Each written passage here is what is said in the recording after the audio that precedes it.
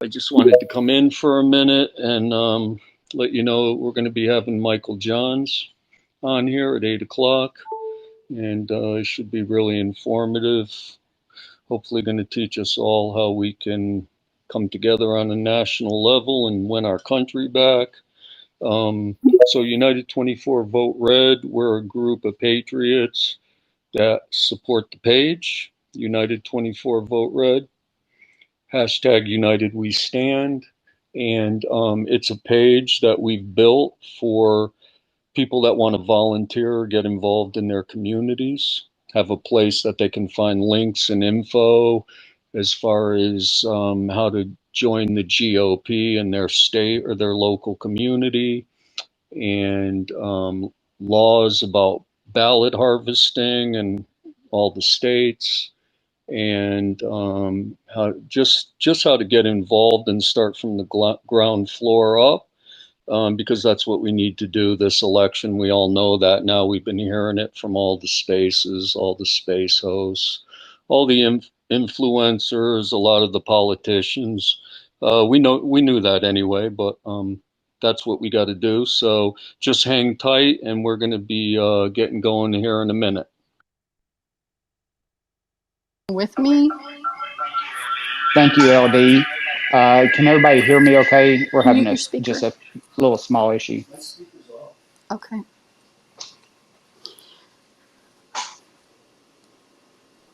Hey guys, can you give me a thumbs up or something if you can hear me? I can hear Thank you, you, Casey. Happy. Thank you. Okay, guys, so welcome to the United 24 Vote Red space. It's good to see you, Heather. We've had Heather on before. She's great. Good to see everyone in the group. Good to see our listeners. We welcome you, and we're happy you're here. LD went over what what we sort of do. We try to get the information to get people involved. We try to get you motivated to get involved, to become a part of the actually to become a part of the Republican Party, not just to vote. If you're a voter, which we need voters, we got to have them. But if you're a voter, you're kind of like in the stands at a game, in the crowd, cheering it on. But to become an actual part of the voting party, we need your help. We need you to get involved. We need you to be a player. And by doing that, you get to actually vote for the things you need in your community as America First. So to get involved, you can get involved with your local GOP, which if you need that information, we'll be more than happy to get it to you. And we have a few really good tools that I'll put in the nest. You can become a precinct chair, which is very, very easy since there are more than 200,000 vacant chairs. And to do that, you just look up your precinct and you go down there, or you call them and tell them that you want to get involved. Don't tell them much. Don't say, "Hey, I'm a Trump supporter," or "I'm DeSantis," and that's the only person I'm voting for, da da da da da, that and this, and just go in there and say, hey, I want to help. I want to get involved. I want to help my community, and they'll take you in almost no questions asked. And if there's an empty chair, most of the time you just say you want it, and they appoint you the chair. So definitely, I'm fixing to put that information up there now. There's you can go to precinctstrategy.com. Another good a good tool you can use to find your America First patriots and candidates is the redwaveplan.org. That's another good tool. You have Scott Preser's the Early Vote Action app. So, and we need you to do this. We need to stick together. We need to get involved. We have to take back our country. Most of all, it's we the people. The government, they work for us, and people tend to forget that. But we the people are the boss. This is our country. And so tonight we have a special guest. We have Michael Johns, and we have somebody do an intro to him. But he's a co-founder of the Tea Party. He's a part of the Heritage Group. He's a great guy. He's done a lot. He's been a speechwriter for the White House, I believe, while Bush and while Trump was in there. I believe that I may get corrected on that, but so we're in for a treat tonight, and we're very glad everyone's here. So another thing I was thinking about earlier, I know everyone sees these posts, oh, they're calling for a civil war. There's going to be a civil war, and da da da da da, and everybody, they kind of get excited over it, oddly enough, and imagine how much we could change our country and take back the Republican Party if we had as many people, ready to jump in and go fight for the country. If we had them to actually just get involved with the party and take the Republican Party back and change it that way, that I just saw a bunch of tweets throughout the last few months where people really gravitate kind of towards that whole we're going to go to war and take our country back thing. So I think there's a lot easier and safer way to do it, and that's definitely by getting involved. So I'm going to go ahead and put a few things up in the nest.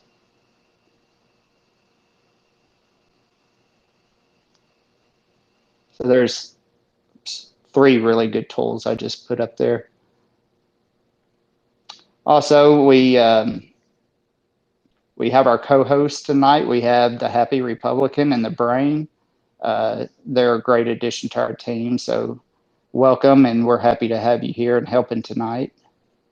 And we're still about 10 minutes early, so just bear with us while we wait for the room to kind of populate.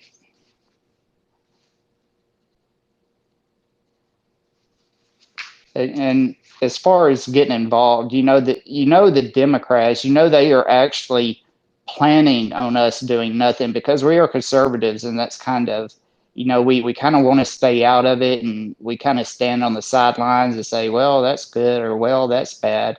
That's exactly what they're planning on us doing, just kind of sitting here and taking it. So definitely, we definitely got to start fighting back, and not literally, but politically, by getting involved with your party and changing the party from within. And also, if you get involved with your GOP or become a precinct chair or something, there's a bunch of great tools they give you as well. There's a government site that gives you all the voter information and tells you, the stats on who's voted 50% of the time, 20% of the time, 80%. So that's another really good tool that you get if you could become involved. Go ahead, Brian.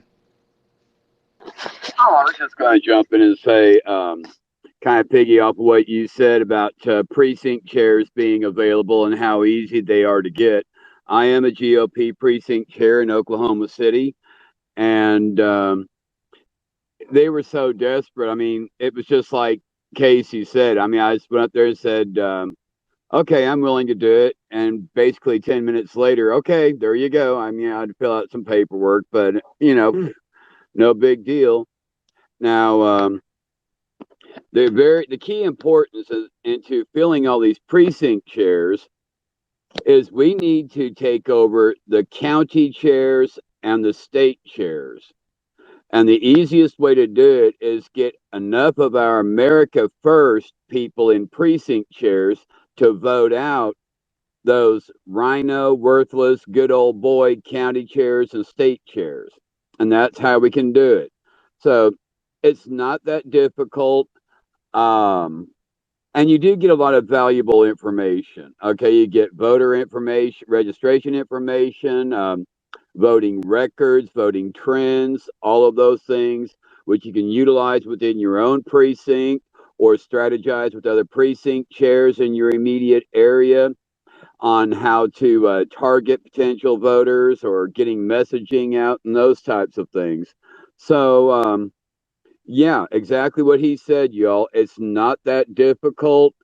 In some of your smaller locations, they're not as active as say big city or big county areas. You may have to try several times to get a hold of the county chair to find out about available position, but it's doable and it's worth it, you all. It's time to take our country back.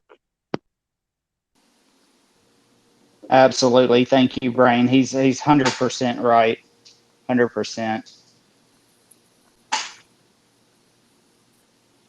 Oh, okay. I'm sorry. Okay, right now we are gonna go ahead and we're gonna have Crazy Mama 66. She's behind the United badge as well as I. She's gonna do the intro with Michael Johns, and then we'll go ahead and get into What? it, and I'll kind of set the rules after she does that. So just stand by and enjoy the intro. Thank you. Go ahead.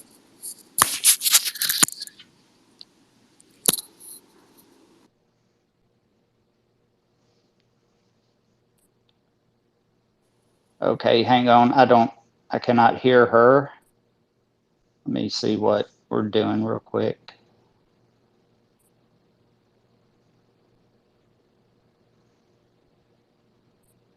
Just gonna make sure she's available real quick. Just hang with us. Sometimes it's kind of hard when you start early to fill some of the dead air. Okay, go Well, ahead, LD. all right, thanks. While you guys are doing that, welcome everyone. I see Heather, Joyce, Ludi, Dee. Wow, Constitution, Barbara, Terry and Mark from Let Our Children Go. God bless you guys. You're in every space we have. We love you guys, and we pray for you to get your kids back every day. And that's why we're all doing these spaces, to help fight locally so that what happened to you and your family doesn't happen to anyone else's family. So I just, before when I was talking, I was just actually giving a cheap plug for our new website, which is United24votered.org. It's a brand new website. It's been up about a week. We have on there our old spaces all recorded. If you want to listen to some great old spaces we've had by people like Scott Pressler, Laura Loomer, Matt Couch, you can go on to our website and see that. We also have all the GOP information for every state, what it takes to get involved, and ballot harvesting stuff on there. We promote our future sites on there, and we have a volunteer page that we're just starting to get some information into. So hopefully it's going to be a real good access point for people who want to get involved locally. Please check it out. There's a blog or a newsletter page that, we'd love to hear feedback, suggestions. If people are volunteering and they're looking for a place to say what they did and maybe motivate other people to do what you're doing, you can use that blog, that newsletter on our website. If you have suggestions for our website, or if you know a candidate, America First candidate who needs some help, and you're looking for some support to help you out as far as make phone calls, get name recognition, that's what our group United 24 Vote Red is here for. We're actually helping Chris Rose right now in West Virginia. He's running for Senate in West Virginia, and we've been helping Vincent Vitimo in Pennsylvania, trying to turn that state red again. So, again, if you have ideas, phone banks, found a candidate, let us know. Go on our website or come right here on our page, United 24 Vote Red. You can always leave us a DM if you want to get more involved and don't know how to. You can certainly come to our page and DM the page or any one of us that are in the group. If you want to become a part of a group like ours, and I mean our group, and start doing some more volunteering or get involved, drop us a DM. We're always looking to grow our members and trying to turn this into a national kind of support thing, which is, you know, another reason we invited Michael to come on tonight. Hopefully he's going to tell us all how we can network nationally and take our country back, so we're not, you know, just all over the country doing little things here and little things there. Hopefully he's going to tell us how to get together and turn into one big bad monster and eat up that Democrat Party. So I think I just filled some dead air. Again, welcome everyone. It should be really exciting when Michael comes in. I can't wait to hear him. Thanks for coming, and I'm going to drop the mic. Thank you, LD. Thank you. Also, really quick, everyone, if you would go ahead and retweet the space. Also, I put the website in the nest. So those four pages or 4 tweets I got in the nest, go ahead and bookmark those so you have them and you have them to share when you talk to other people. Those are some very important tools that we can use. So yeah, please go ahead and retweet the space so we can start getting people in here. And it shouldn't be long now. Brain, did you have, I saw your mic come off for a second. Did you have something you wanted to add? Oh, not particularly, but I will. Now, one thing too is if you would like to become a volunteer within our group, we do have a group chat where we're all becoming very good friends. We bounce around ideas and things like that to better our space, better our mission, etc. So that's a definite plus. I'm telling you something. LD, Happy, Ludi, Joyce down there, all amazing people, good friends, and you'll enjoy it. You'll enjoy it. We look out for each other. We take care of each other. We grow the space, and we come up with some really good things to do, and always trying to improve what we're trying to do and help anybody out that we can. Absolutely. Thank you, Brain. Yeah, he's absolutely right. We do have a great group. If you are interested, please shoot us a DM. You know that we can't have too much help. You can never have too much help when it comes to your country. I like a shout out real quick. I believe MAGA Warrior down towards the bottom there. I believe he actually, if I'm thinking of the same person, he might actually be one of the election experts. So I believe I've heard him speak before. If so, welcome. We're happy to have you. And I see Michael Johns has just joined us. So welcome. We're gonna get you up to the speaker, and then we're gonna do an intro. Thank you.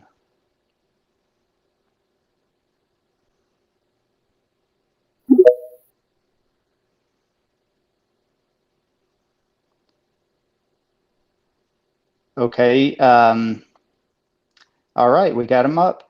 Okay, we have Crazy Mama 66 coming up now.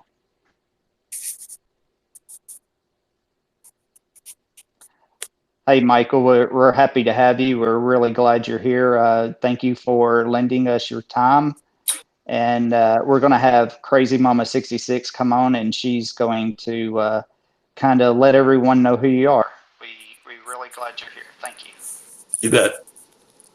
Awesome. So I'm sharing the speaker here with Casey. So this is Crazy Mama. My name is Sherry, and I'm going to. I have the pleasure of introducing Mr. Johns tonight. So Okay, just it's hang on been one about second. 3 weeks or so since hopefully we don't have a I've problem with her spoken mic. with our distinguished guest speaker, and Hey, LD, do he you want has to agreed to check on join us Crazy, this please? evening. Ever since we spoke to him, She's speaking. Okay, can y'all hear her? I cannot. Yes, everyone can hear. Oh, okay. I apologize. So I've been thinking about how best to introduce him, because of the magnitude of his accomplishments and the duration of them are very rare in American public policy and politics. But joining us this evening is undeniably one of the elite leaders of the American patriot and conservative movements. Each of you knows Michael Johns, but you may not know everything that adds up to his extraordinary leadership of movement and both the expertise and raw guts he has brought to the defining moments of our time. Michael Johns was born in Allentown, Pennsylvania. And that's important to know because Michael has told the story of watching Bethlehem Steel close down in his senior year of high school and how it first got him thinking about the challenges we confront and why we need to be more assertive in tackling them. In high school, he excelled in football and wrestling. And he has said before that it was the intensity of competing at a high level athletically that formed his character and determination before he entered public life. He attended the University of Miami in Florida, and the following year, just after reaching his conclusions that we did not do enough about Bethlehem Steel, his Cuban American friends and their parents told him of their persecution under Castro in Cuba. That, Michael has said, made him an anti-communist. And as an anti-communist in the 1980s, it also made him a Reagan Republican. He excelled at the University of Miami, serving as president of College Republicans, doing 2 internships in Washington, D.C., one with the National Journalism Center and another with his Republican congressman from Pennsylvania, Don Ritter. He was accepted into the elite summer program at the University of Cambridge in the United Kingdom, and he graduated from the University of Miami with an economics degree and with the highest of honors the university affords. And while still in college, he was one of the very few Americans to visit with the Nicaraguan Contras, which were fighting the Soviet and Cuban-backed regime there. That's pretty impressive. Michael was accepted into law school.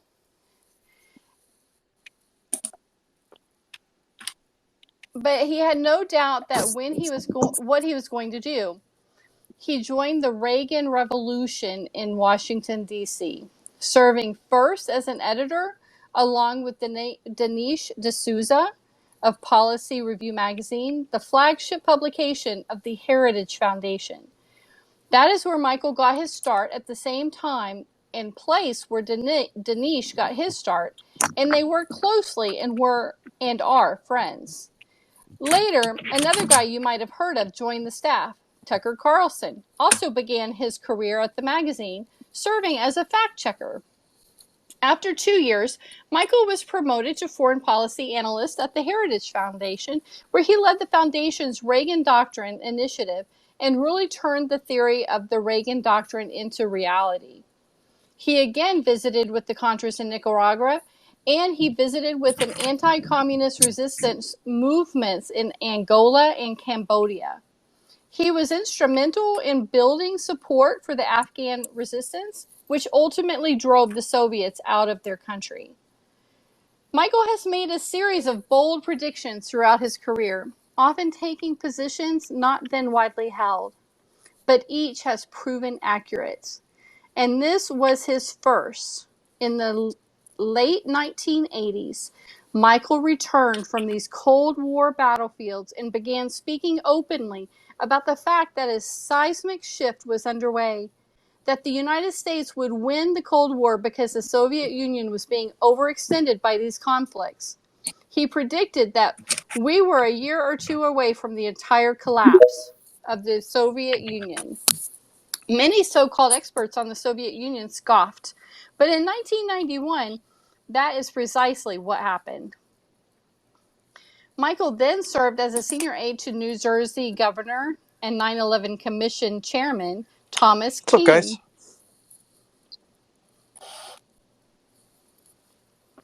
His work caught the attention of the then President George H.W. Bush, who immediately hired him as his White House speechwriter, and Michael helped overhaul Bush's messaging when it was very much needed. Michael then was hired by the International Republican Institute, where he was director of global program development and developed U.S. government programs around the world to help strengthen emerging democracies in Africa, Asia, the Caribbean, and Latin America, the Middle East, and the former Soviet Union. He also served as a senior aide to a very moderate Republican, U.S. Senator Olympia Snowe. And then he left Washington after being recruited into healthcare management. He served in management capacities with 2 Fortune 500 healthcare corporations and was part of the executive management team of a third one, the nation's largest home health and specialty pharmaceutical company, where, among other things, he managed investor relations for this NASDAQ traded company.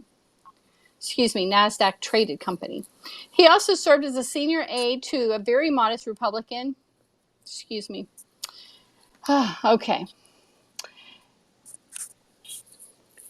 So Michael had the habit of watching CNBC before work each day.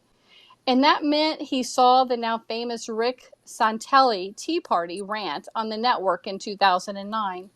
Michael shared the view with a group of fellow conservatives around the nation who had concerns about the direction of the nation under Obama.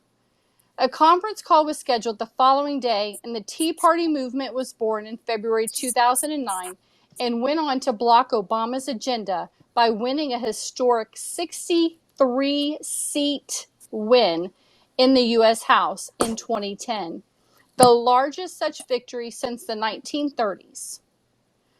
And he led the 2014 victory in the Senate and helped found the Congressional Tea Party Caucus, which is now the Freedom Caucus. In many high-profile speeches and media appearances, and in his conversations with fellow Tea Party activists, Michael made his second bold prediction that the Tea Party movement would grow in size and influence and would take back the nation. Like his prediction on the Cold War, some experts scoffed at that prediction, but it is exactly what happened. The House fell in 2010, the Senate fell in 2014, and the populist, rally-based tactics of the movements were noticed and praised by a New York City real estate developer named Donald Trump, who later adopted rallies as the center of his long-shot campaign for the presidency in 2016. And that was Michael's third amazingly bold but accurate prediction. On day one of Trump's candidacy in June 2015, Michael was one of the few nationally recognized political names and conservatives to not just endorse Trump, but to describe his victory as both inevitable and essential. Fellow conservatives laughed and scoffed, but they were not laughing and scoffing any longer in November 2016. As Michael has gone about all of these things and many more, he has maintained humility and has tried to embrace principles that he believes are necessary for us to mount a comeback. He believes our movement is now in total disarray and not really even a movement, but a bunch of individuals largely doing their own thing and predictably failing. Michael Johns joins us tonight, and I am so excited. We have been needing some direction, and Michael Johns, thank you so much for coming in, and I am going to drop the mic for you, sir. Okay, hey, it's a great honor to be with you guys. I've appreciated everything that I've seen, everything I've heard about your work, and it seems, to start out, like you've reached, I think in a lot of ways, the conclusion I've reached, and that is that what we've traditionally called the conservative movement is not functioning really as a movement, and really hasn't been for 10 years. And the ensuing result of that has been the march of this globalist left in taking over literally every institution of civil society and putting this country at the breaking point. By the way, I always have this issue with the speaker being on. Is there a way to turn the speaker phone off on Space? on Spaces.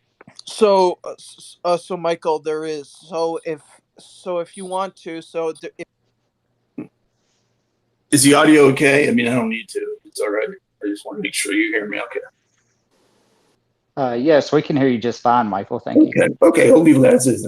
So look, we are at this defining moment where the instinct of both individuals looking on and good Americans, I believe, well over 75% of Americans see the absurdity of what's transpiring. They don't necessarily know what to do, but the instinct is to take the rage out on the other side that's winning. And I sort of start tonight by saying that is not effective. It's not going to impact the other side. The other side has seen long ago that there was not a sufficient amount of resolve on our side or commitment to prevailing, and have become incredibly bold, and they are immune to this sort of criticism. And that, so that brings you really to the conclusion of where is the problem and what do we address? We need to fix our own side. And that starts really by, in an age of pronouns, I think stopping the use of two pronouns. There should be no I, and there should be no they. There's only we. And as disturbing as it may be to have to say this, all these things that have transpired have happened on our watch. We are responsible. So it's not like we have had a considerable opposition that's been put up and we've lost this battle. I think in those cases, we go back to the drawing board and say, how do we improve a little bit? We have not, for the most part, even shown up. And I can go through, basically issue by issue, institution by institution. Sadly, this too has become, I think, part of the swamp that needs to be drained. So we talk about the swamp, we think about the compromised administrative state. We think about the influence of foreign governments that have gained great foothold inside the Beltway. And we think in terms of, maybe career bureaucrats who have become lazy and not really focused on the challenges at hand. And I think it goes way beyond that. I think there's very few institutions or individuals who are immune to this go along and get along uni-party approach that leaves us, and today's a great example to talk about it, with this absolutely disastrous McCarthy deal on the debt limit, with nothing but defeats. And so I realize that's all negative. It's difficult to hear and process, but I'm going to ask you to process it, because that, once you process that intellectually, it brings you really to the next step, which is that we can't go on like this and expect that somehow miraculously the outcomes are going to change. We have a clear leadership and crisis. We have an operational crisis, and we are not even functioning really in the ways of the 21st century, in the ways these battles are manifesting.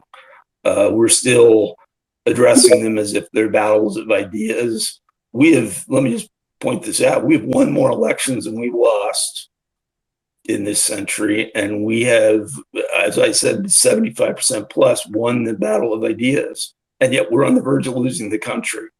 To process that, you have to realize that the operational side of this movement and its institutions have failed us. And so those institutions can either be reformed and the leadership crises can be addressed, or we need to start speaking some honest truths about the fact that, however they describe themselves as conservatives, as limited government, freedom movement, whatever they say, they are not delivering. All these defeats have happened while they've been very well funded, while they've had every resource that they could possibly imagine. But they did not have the guts, they did not have the strategy, they did not have the collaborative instinct, they did not formulate the unity, and they never held people to account. So, for instance, if you said, which would be true, that 95% of academia in this country has fallen under the control of the globalist left, that it's literally been penetrated in the United States by China's Communist Party, who on our side was responsible for maybe making sure that didn't happen? Apparently, no one's been fired over it, which leads you to the conclusion maybe nobody was ever really in charge, or everybody was sort of in charge, which we all know what that means. No one was really ultimately in charge. So the general accountability that all of us would bring to managing a corner store have not been brought to this, the grandest struggle perhaps in the history of the country, and certainly since World War II, where we correctly say the future of the nation is on the line, but then we don't bring the game that would accompany that. We don't bring the leaders that would accompany that. We don't bring the operational tactics that would accompany that. And then when we predictably fail, we don't hold anyone to account. Those are the four themes that I'm trying to hammer home here at, I think, before this 24 race heats up, that we need collaboration, meaning we all need to be talking and benefiting from each other and soliciting the best of ideas. I appreciated that generous introduction. I think the idea that I bring here tonight is that I think I've observed what's transpiring, but there's a range of options available to us. And I don't pretend to have a monopoly on those solutions, but hopefully this gets us all thinking about them in those terms, that these defeats are not ones, we need to stop looking at George Soros, stop looking at the World Economic Forum. Yes, they're winning, but they're winning because we have allowed it.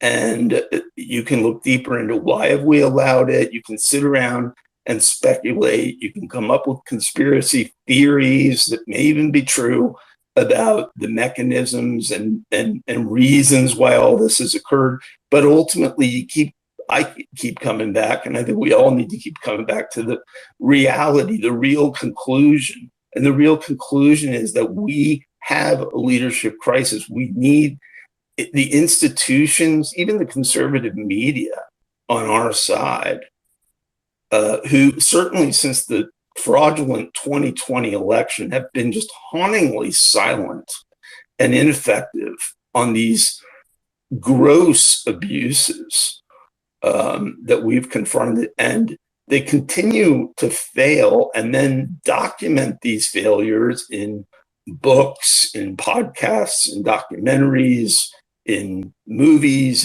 in TV shows, in radio and shows. And then we look at these people that are documenting our failures as leading the movement. No, they're not. They're simply putting a mirror up to what's transpiring.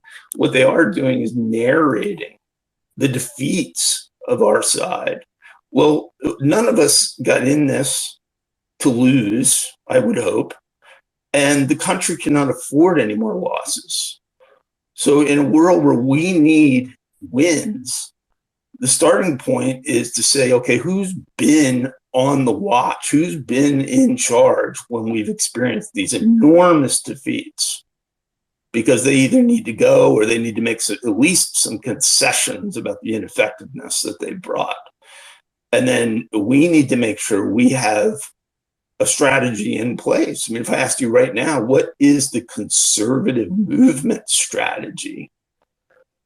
Well, you got a few different sects who might have something assembling a strategy, but there is no holistic adopted strategy that we're operating on. People are being motivated by emotion. on the grassroots level in ways that I think expend energy, maybe make them feel better, but don't ultimately change much.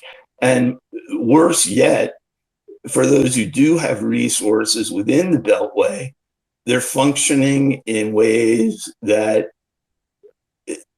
appease or please their donors or show that they are on record opposing some things, but they're not bringing the operational tactics, and I think are choosing not to actually win these battles. So just kind of closing my opening here, and we'll dive into some details, because let's think about these. If you're a sports fan, this will make perfect sense. All right. If USC plays UCLA, and USC wins, UCLA doesn't come off the field and blame USC for winning or expecting to win. You kind of go into the game knowing that that's what they're going to do. But it's worse than that. I really think you have to look at it in terms of saying USC had a game plan. USC practiced the whole, that week for the game and the whole season and the off season to prepare for it. And UCLA had no game plan, and they didn't even really show up as a team. They had a few individual guys, maybe a kicker, a quarterback, a wide receiver, the guys running an out route, and the quarterback throwing a screen pass. And just, you would never walk off the field with a defeat like that and blame the other side. In fact, you might look at the other side and say, we have some things we can learn about the way they approached it, which is clearly more successful. And in the political world, this is no different. We don't have the strategy, the operational infrastructure, the metrics and accountability, and then the unity that we need to be able to have these holistic, extensive, significant, transformational turnarounds that we need at this point. Because I believe, we're at the point where the sovereignty of the nation has been compromised, where the institutions that we would historically 50 years ago have turned to help us, get the American people thinking straight about these issues and getting involved, are actually part of the problem, almost without any exception.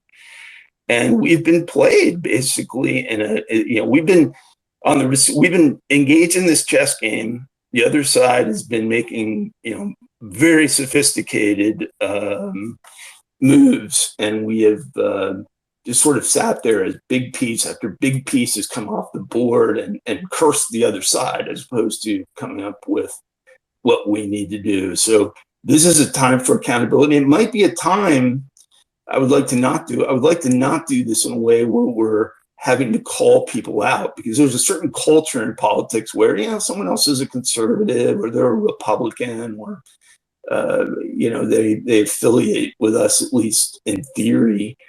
You don't call them out in public, right? I mean, that was even Reagan's 11th commandment. But Reagan's gone and the country's nearly gone. And if quiet discussion on these issues is not going to get it done, then we need to start calling it out. There was no shortage of resources available, for instance, for us to have prevailed on, let's just take what we're dealing with present tense, on this debt increase. And to come out of there with this agreement, which is an absolute disaster. All right, it puts the budget on autopilot. It's got, it opens the door for more omnibus bills, $4 trillion in debt. You got, there's a representation I'm hearing from some members saying, the appropriation process might, no, you don't fix this in appropriations. Once the debt limit's been increased, it's done. And I see almost no tangible savings. And the representation on the IRS alone is just, absurd. They take like maybe 1.4 billion out of an $80+ billion allocation there. you leave the lion's share of it, and with the flexibilities that exist in budgeting, you're talking about a vast extent. You have a vast extension of the administrative state in this budget at a moment when we needed to hold the administrative state accountable, and that the only real way to do that, given that we can't federally prosecute even criminals with this Justice Department, was through the financial leverage of fortunately having won the House. I think now you're going to have Biden run for re-election in 2024, and he's going to be able to say, hey, look, I put this financially responsible, deal together on the debt limit, and Kevin McCarthy supported it. It's politically bad, but this is like not about politics. On the policy basis, with the direction this economy is headed, with the inflationary pressure, and with the policy changes, the policy adjustments that have been at the core of the Fed, it would just clearly, it's another major defeat. And I don't want to dwell on this one because there's so many, it's absurd. And I believe it starts with that 2020 election. How is it possible, let me just ask this question, that Ronna McDaniel, the head of the Republican National Committee, has neither affirmed nor disaffirmed the thesis, very credible thesis held by the former president, Donald Trump, that Biden's illegitimate? She had more resources than anyone, almost $1 billion on election integrity alone. Did a horrific job in the follow-up and in legal management of those cases in many states. And to this date, not only has neither affirmed nor disaffirmed that thesis, but has been allowed to dodge the question, which raises the question, well, where is this conservative media that we had to go create a whole conservative media industry almost, because we couldn't control keeping the existing mainstream media honest. But even they aren't presenting those questions. I don't believe she's ever been asked. And then you go on to all these so-called conservative institutions that have raised boatloads of money about their commitment to the Constitution. And we got a knife right in the heart of it. And whatever their conclusions, I believe that, say, the Navarro report were inaccurate, you'd see the Navarro report rebuttal. There is no Navarro report rebuttal because the Navarro report's pretty solid. So they've had the best of both worlds. They can tell the 80 million or so MAGA supporters, imply that they believe Biden's legitimate, while simultaneously telling their K Street and major funding sources that they believe he is legitimate. But they're not on record on either one of those. It's maybe the most graphic example of what I'm talking about. That's a leadership crisis.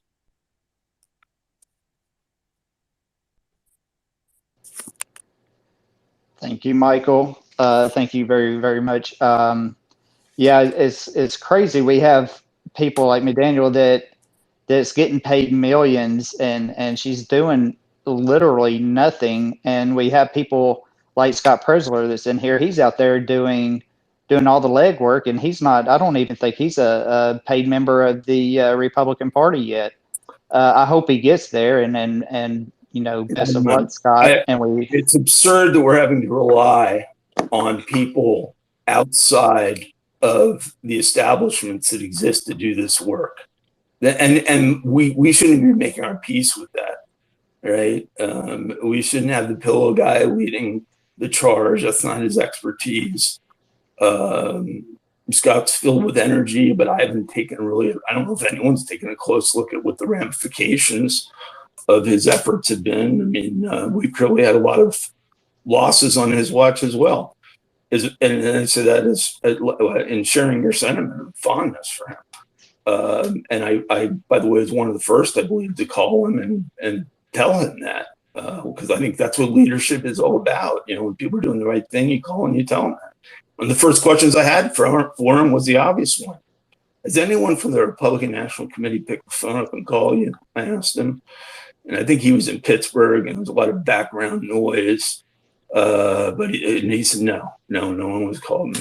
That really kind of solidified my view on McDaniel as a complete failure. And the fact that she has been granted now another term with the colossal defeats that she has overseen tells me not just that we aren't doing our job, but the structural system that is in place is not designed to reward and to hold accountable the people we're relying on to do this work.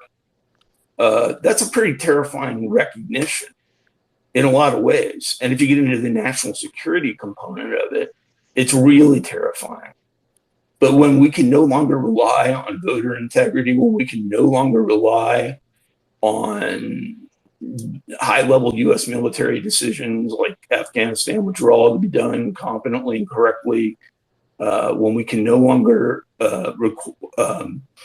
rely on even an effort to secure this border because they don't want it secure, the problem runs deep on their side.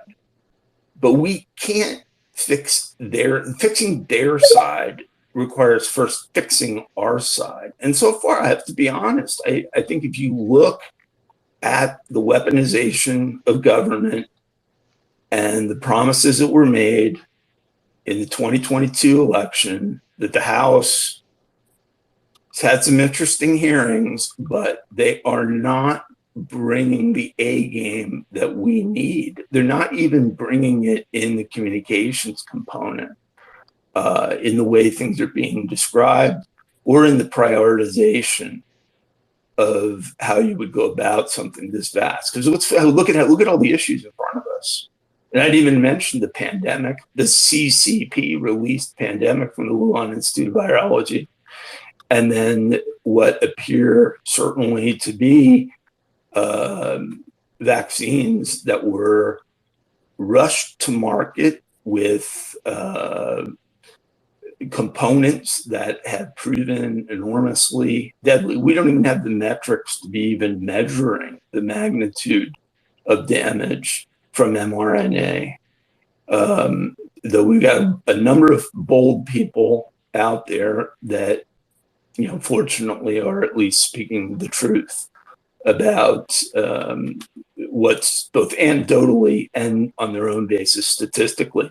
But we're doing workarounds here is my point, right? We're having to turn to people and organizations we wouldn't typically turn to, except that not only have we lost every institution in this country at this point. I used to say, well, we haven't lost the military, but look at all the woke nonsense going on there at the expense of being prepared militarily for the magnitude of CCP threat that I think is emerging strategically. You have to say turning to these alternative sources is, I guess, an option, but the first option should be claiming our own institutions, those who depict themselves as conservatives and have raised a boatload of money, billions of dollars since say the 80s, have been put into these organizations predominantly by American patriots who believe, hey, this isn't my area of expertise. I don't have the time to focus on it, but I do recognize it's important. And they were donors because they wanted to avoid precisely these sort of outcomes.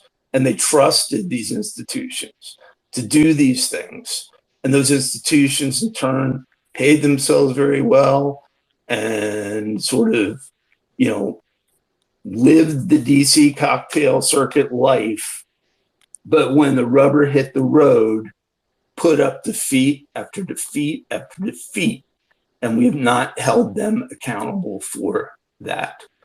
In fact, we continue to look at them as a solution when, in my judgment, their ineffectiveness and even their ambivalence in a lot of cases has been at the core of our losses.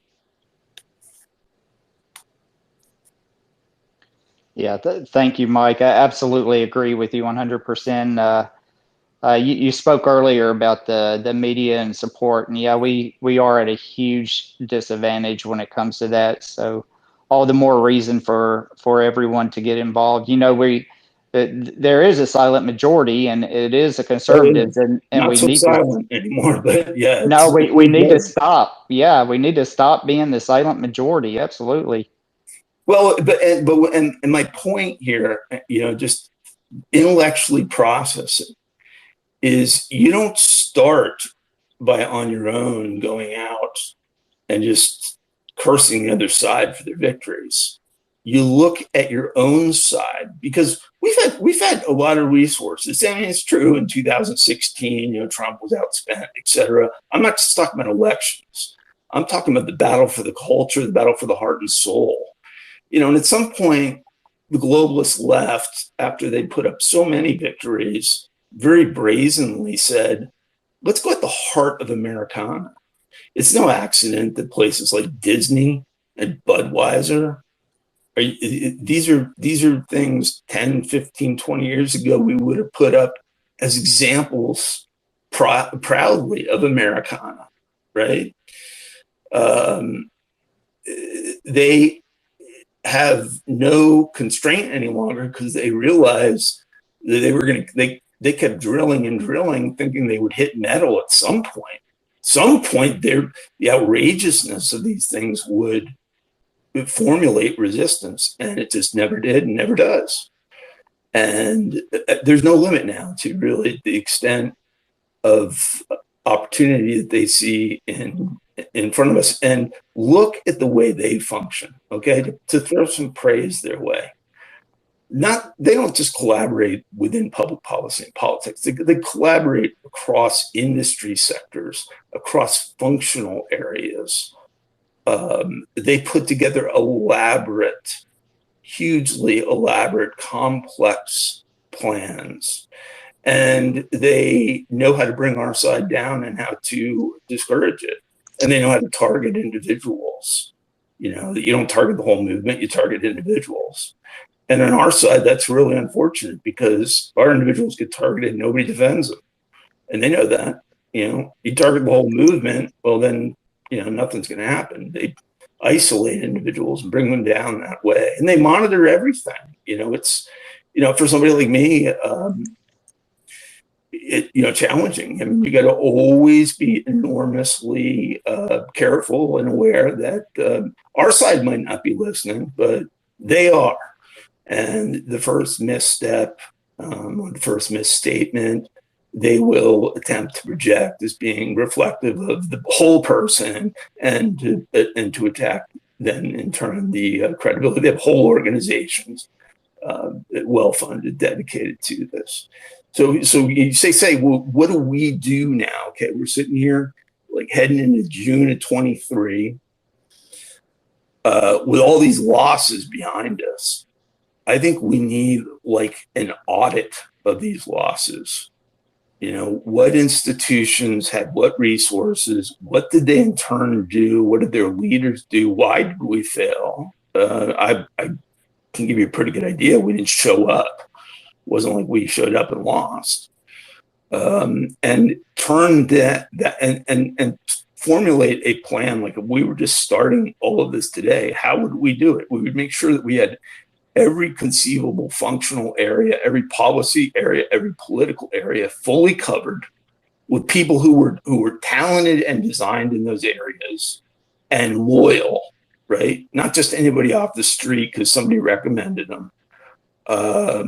We would bring our A game. It was, you know, of all the many, many great things that Trump did in those 4 years, let's be honest. I mean, it would have been even better if you hadn't been surrounded by so much disloyalty and some incompetence. Hiring, staffing, not just in the federal government, but in every institution, every component of this field is really important. We got a lot of really talented people that are sitting on the sidelines, and we got a lot of untalented people driving the bus. Again, that's leadership crisis, you know, because you have to look at how we're allocating our resources, how we're, you know, developing our personnel. We've lost a whole generation here, I think starting in the 90s. individuals, Generation Z, that, let's face it, I mean, they're like almost brainwashed. They're zombies. I mean, when it comes to these things, they're filled with all this rage. I don't even think they can really articulate what they're angry at, and they certainly don't understand conservatives. But you know why they don't understand conservatives? Because they don't know any. No one's met them. Nobody's taken an opportunity to present to them. Nobody's tried to develop and cultivate favor with them. And so a whole generation of individuals who've got decades upon decades of vibrant life ahead of them are going to do so with largely completely antithetical principles to those of our founders, who they hold in disdain because they've been told. Is it the Trying Do 8? Absolutely. If we don't get the people that we trust and the America First people, in office now, we've already waited way too long, but if we don't get them in office before we get President Trump back in there, he's going to have a really hard time, just like he did in his first term. And another thing you spoke on, the one thing Democrats really have on us right now is they are organized and we are completely and utterly disorganized. And, right. I guess what I'm saying is view yourselves, all of us firstly, reach out to me. If you're out there, you're listening to this live or on replay, reach out to me. I do really everything I can do, like 110%, and it's nowhere near enough. All right. So, but what I am good at is in offering some strategic guidance and in helping formulate and bring people together, which is that's really ultimately what politics is about. I mean, but you need an ability and a willingness and almost an enjoyment that you derive in, addressing socially and in professional ways individuals you may not even know that well, and people that may have differing perspectives or views. We seem to attract individuals with the exact opposite attributes. I mean, these people who, given the option, would just not like to sit behind their closed door offices and pretend that they have some level of relevance and significance in the country. But no one of these past few decades has gotten much in the way of accomplishment that they can cite. You wrote a book, great. You wrote a book probably about our failures. That's not a contribution, and yet these are the people that we hold up. And some of them think just way too high in themselves, there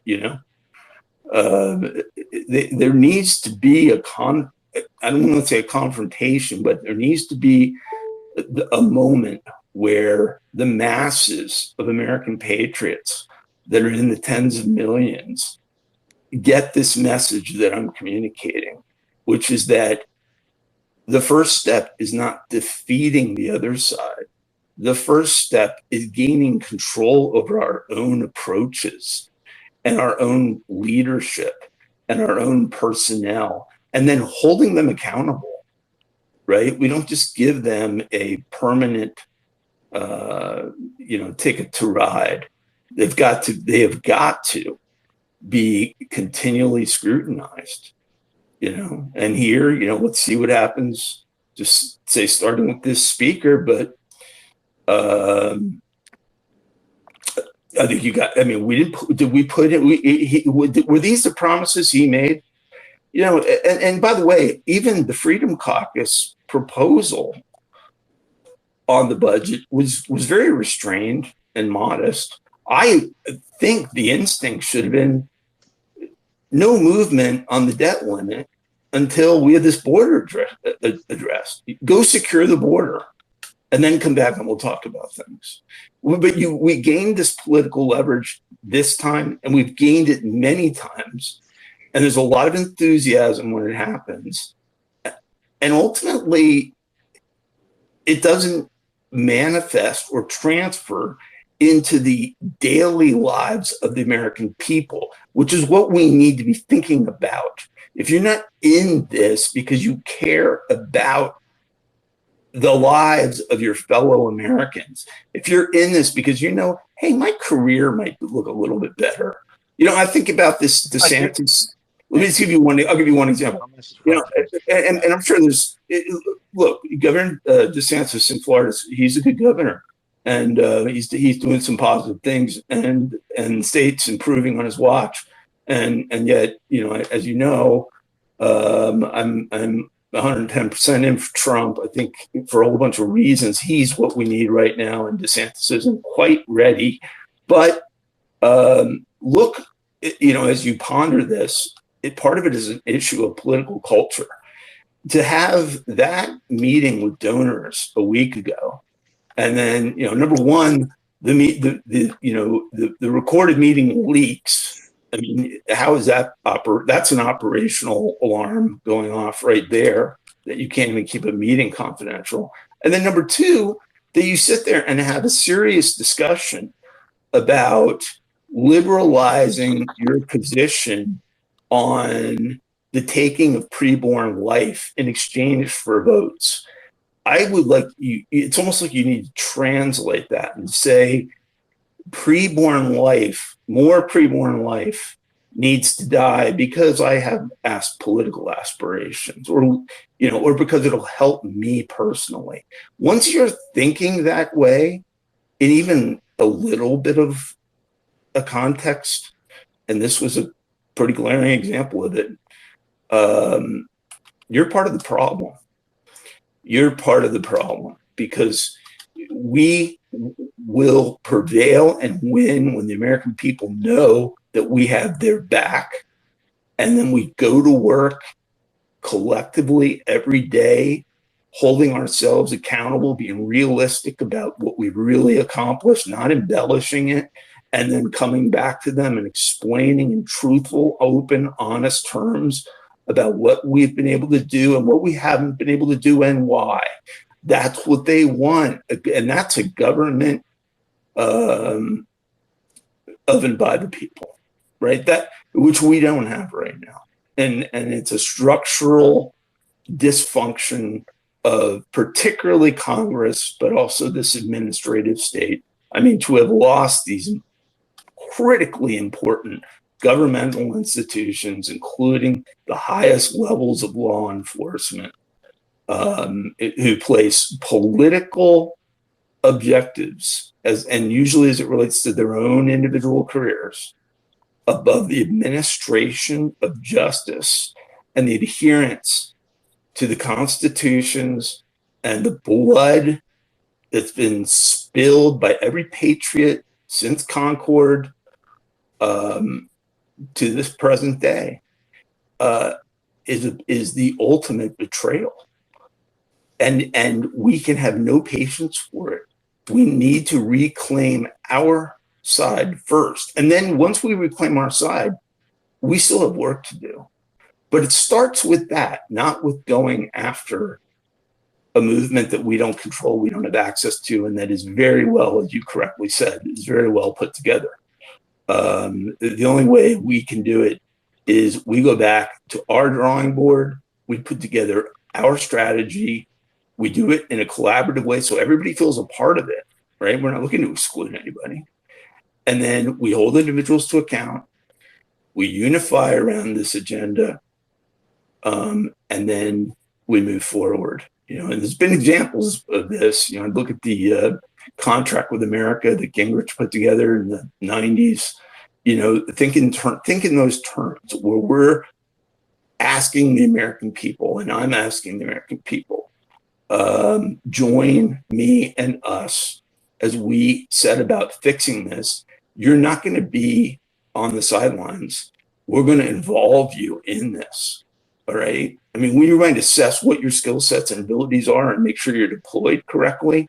But we need you in it. We need you in this battle. We don't need you as a sideline observer or critic. We don't need you yelling at your TV screen. Nothing's going to get resolved that way. It's going to get resolved because the American people come together, and the Tea Party movement did it in a certain way. But, you know, when I look back imperfectly, I mean, many things that, you know, there's limitations on what any one individual can do. But if we approach this now with the magnitude of numbers that we've been able to develop since the Tea Party movement, continuing into the MAGA movement, and there's a clear bridge there, and we say, look, we are the leadership of this country. Because really, ultimately, the people have always been the leaders. The patriots that have spilled their blood, that have gone to work and supported, paid their taxes, and those are the people that built this country. They weren't elitists sitting around in Washington, though at one point, I would say up through World War II, we had individuals in those jobs who at least patriotism burned in their veins. But the human condition and the temptations being what they are, we've gotten to a point where we have a leadership structure that in the back of their mind says, what's in it for me, not what's in it for the country. And we stupidly, foolishly allow these people to be rewarded with what's in it for me when they actually do succeed on an individual level, perhaps, but on a collective national level, we fall even deeper. That's a flawed approach. And I'm shocked, honestly, that it hasn't been more abundantly clear to those who've been looking on that it's not like we're without our own side. We've got it. And these are, you know, well-funded institutions, and it's not just government. Okay, it's the, you know, it's the broader culture of these institutions and think tanks and activist organizations and political action committees and all of this infrastructure that's been built. And in the eyes of many, it's been compromised, maybe even infiltrated, and certainly subjected to donor influence that doesn't share a passion for this that needs to be brought if we're to have any chance of success.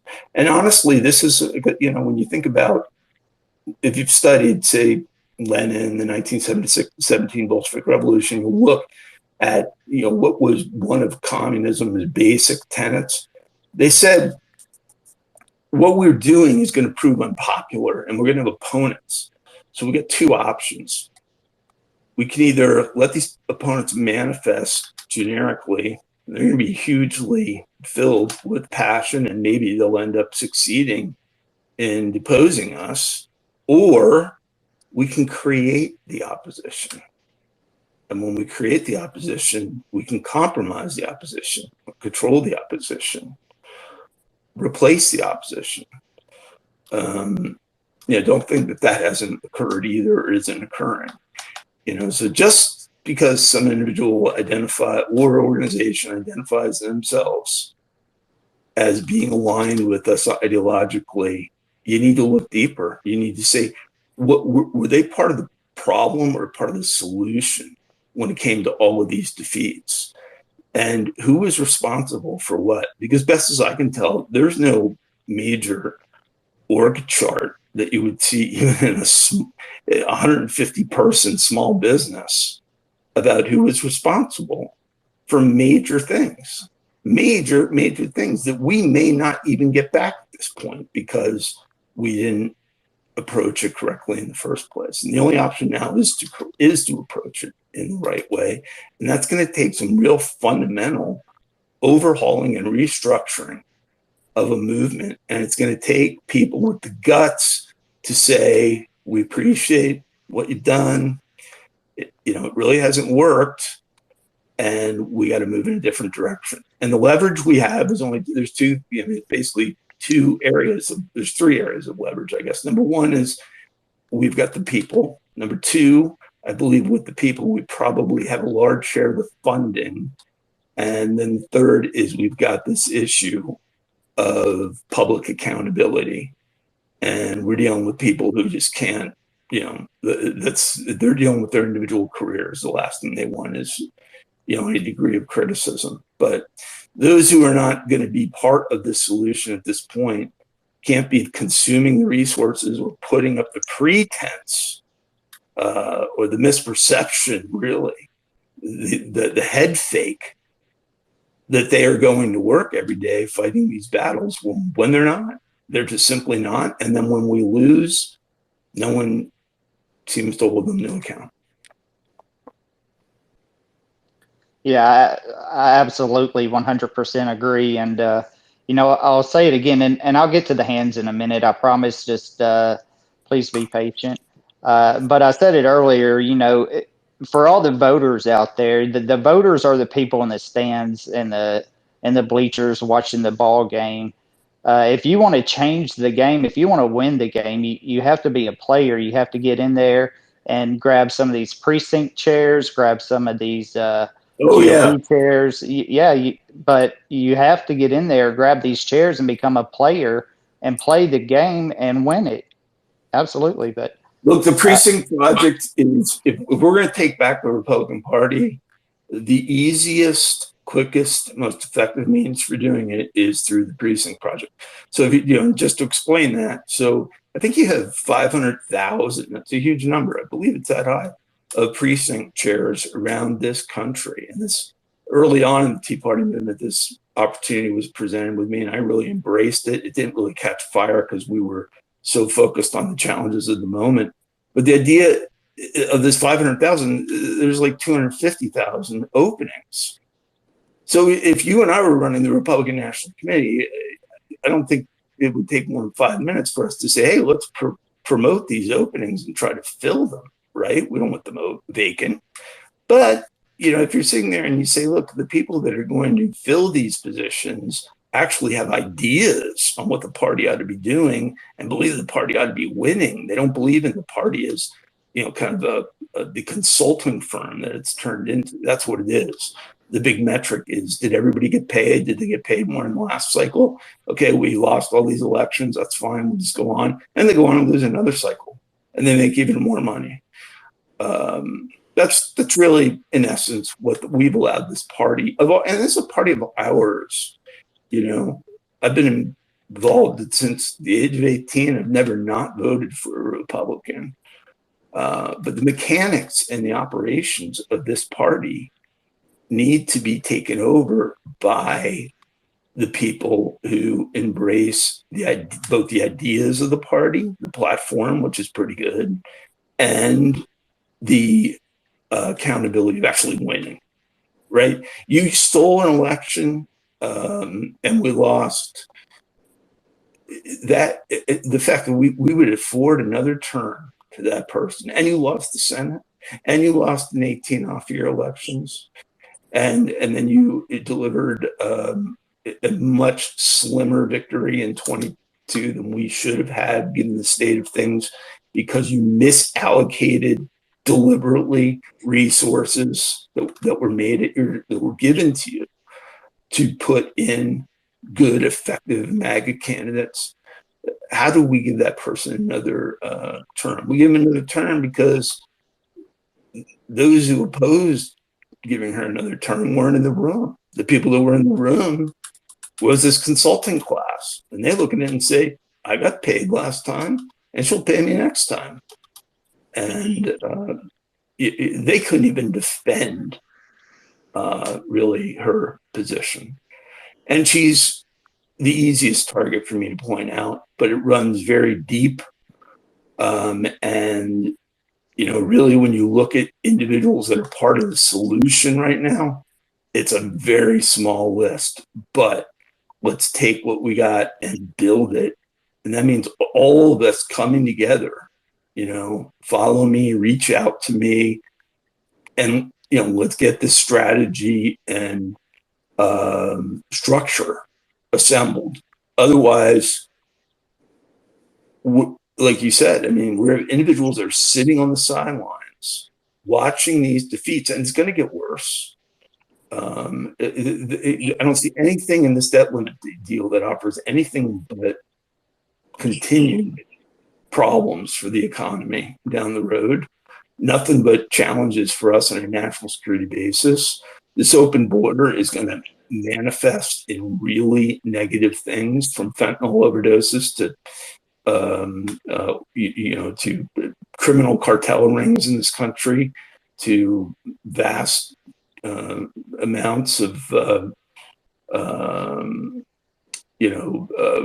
all sorts of criminal level activity, and it's going to prove a humanitarian crisis as well. And it's not going to just affect border states, because they're moving people all over this country, and they're doing it without congressional authorization or congressional approval, just like they're waging a multi-$100 billion war for the Donbass, which most people couldn't even find on a map without congressional authorization. We need to demand that these things are resolved, because we've reached the point where the other side doesn't even expect us to show up any longer, and we don't. Yeah, you're absolutely right. They're banking on us doing absolutely nothing, and that's something that the conservatives have to get on board. They have to get in this grassroots movement. They absolutely have to get involved. And if it's okay with you, Michael, is it okay to go to a few hands while we have you? Sure. Okay, so a few rules real quick. Let's please be very respectful. The speakers that we have, they're giving us their time, so let's be respectful of them. Please do not interrupt or talk over people. If you do, you will lose your speakership, so keep that in mind, and just please be respectful. So also, we do have a group, and our group always gets first choice and first chance to speak, so we'll go to them first, and then we'll go to the audience. And first up, we will have the Brain, then Happy, then Civic, then MAGA. So go ahead, Brain. Thank you, Michael.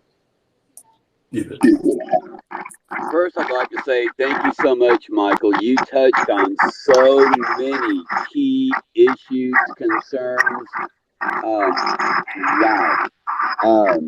Every one of them that I'm so very aware of myself. So I'll try and make it short and brief, because I definitely want to hear from everybody out here that's taken the time to join us in this space, because every one of you are amazing. Every one of you have something to offer, bring something to the table. We are better together. I am a better me.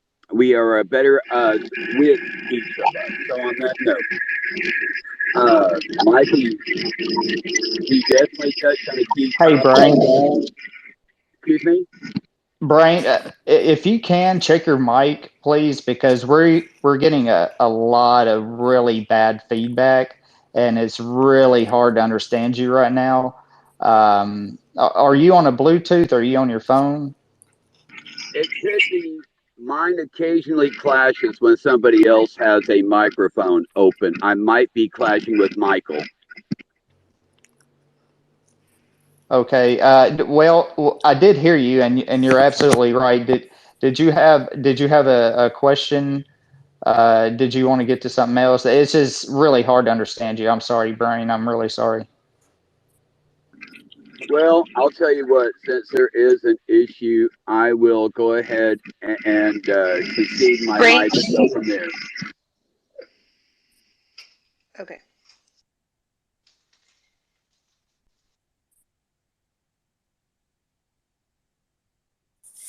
Hey, Brain, do you want to ask that question really quick, or do you want me to ask it?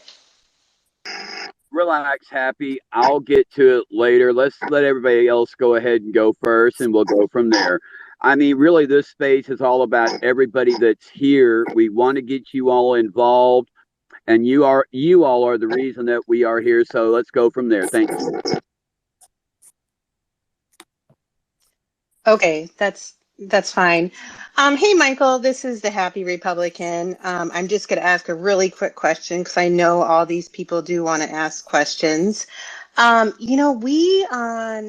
Twitter, there is the surveys, and I don't even know if you noticed them, but everyone is doing this survey right now of who do you want to be the nominee? Trump, DeSantis, whoever. And we are getting mostly it's Trump. It just depends on whoever is asking that question. But the problem that I am seeing is the younger generation, millennials, Gen Zers, are saying in the comments on these surveys, I will not vote if it is not Trump. So I'm a little shocked by that. I guess it's probably good that these younger voters are liking Trump and want to vote for him, but I don't think they're really noticing the GOP or the Republican Party and understanding it. They just like Trump. What Right. would you say to those voters? You have to vote, okay? And, so I intend to vote for Donald Trump in the primary. And if the worst case happens and he's not the Republican nominee, I intend to vote and work very hard for whoever is the Republican nominee. Meaning you have to have your voice heard. I mean, this is the most minimalist effort that somebody can exert, is showing up, and not just in these major presidential elections, but in off-year elections and in local school board and judicial elections. Don't ignore those either. They really matter. And turnout's light there. So voting is the core of American democracy and the means in which we hold elected leaders to account and reward those who are doing a good job. And I understand the enthusiasm for Trump. And, maybe it's a little premature, so it's a little bit of emotion talking from some of these people. I'm not a big fan of the Twitter polls. I think you got a lot of presence of people who do feel enormously passionate on this. But the point is, those Twitter polls actually that you're citing are very consistent with the national ones, and that is that they show Trump fully capable of beating Biden head to head, and they show Trump considerably up over every other primary opponent with big numbers. So we need to be able to manage the messaging and the support that's given for Trump, and then we need to ensure that come Tuesday, November 5th, 2024, sounds far off, but it's not, that we've got every structure in place to make sure that all of the documented voting irregularities and outright fraud that occurred in 2020 does not occur again, because I don't see anything in place that would discourage them from attempting it again. They essentially pulled it off, and they pulled it off because we allowed it. We allowed it, and then the courts allowed it, but we didn't even bring our A game to the court efforts. So without getting in all those details, let me just say the election for 2024 is underway right now, and it starts not just with candidate selection, but with making sure that we have the structures in place in each of these individual states and locales to make sure that voter fraud and voter irregularities don't occur. Because even the documented things that we saw, for instance, changing voting processes without involving state legislatures, an outright violation of state constitutions, which occurred in several states. No one held to account. No one held to any account on this. So a lot of these are ongoing issues. They relate, the Secretary of State and each individual state is ultimately responsible for them. You got to find out what their positions are, but then you also have to be working with state legislatures to tighten this up. Because the chances are really pretty good, I believe, that there's going to be some other excuse to have a significant number of mail-in ballots, and that becomes an uncontrollable mess, and where a lion's share of the fraud actually, occurs. and where we have, mail-in ballots exceed the number of even registered voters in certain constituencies, and again, no real accountability. So we've lost the infrastructure that we used to rely on, both in the federal and state judiciaries, but even within the party.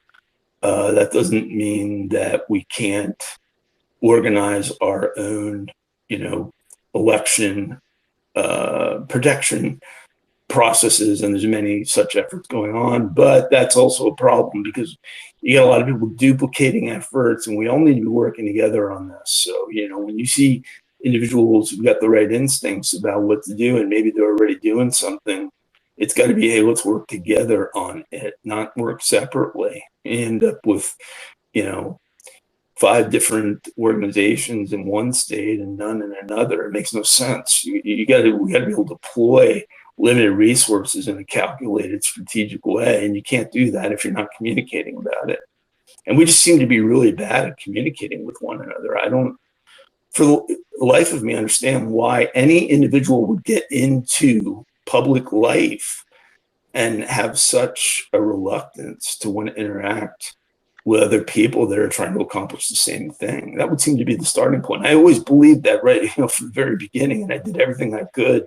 There's a long, long list of people that would say, yeah, Michael Johns introduced me to this person, or, that's to me what it's about, is bringing together a greater amount of cohesion and collaboration. That's leadership. It's not leadership if you're sitting there in isolation, doing your own thing and losing, and then, just kind of moving on without any apparent reflection on why you're losing. Thank you, Michael. That's great. Great question, Happy. Very, very good question. I hear a lot of people that are saying, if one or the other doesn't win the primary, I'm either not voting or I'm going to write the name in. That's just silly, because it's both a privilege and our responsibility to vote. And I would ask you, would you rather have Joe Biden or DeSantis as president if Trump doesn't win, and vice versa? Or if DeSantis didn't win, would you rather have Trump or Biden? It's an easy question to answer, and it's just ridiculous for those that don't want to vote. It's a no-brainer. It's an absolute no-brainer. Yeah.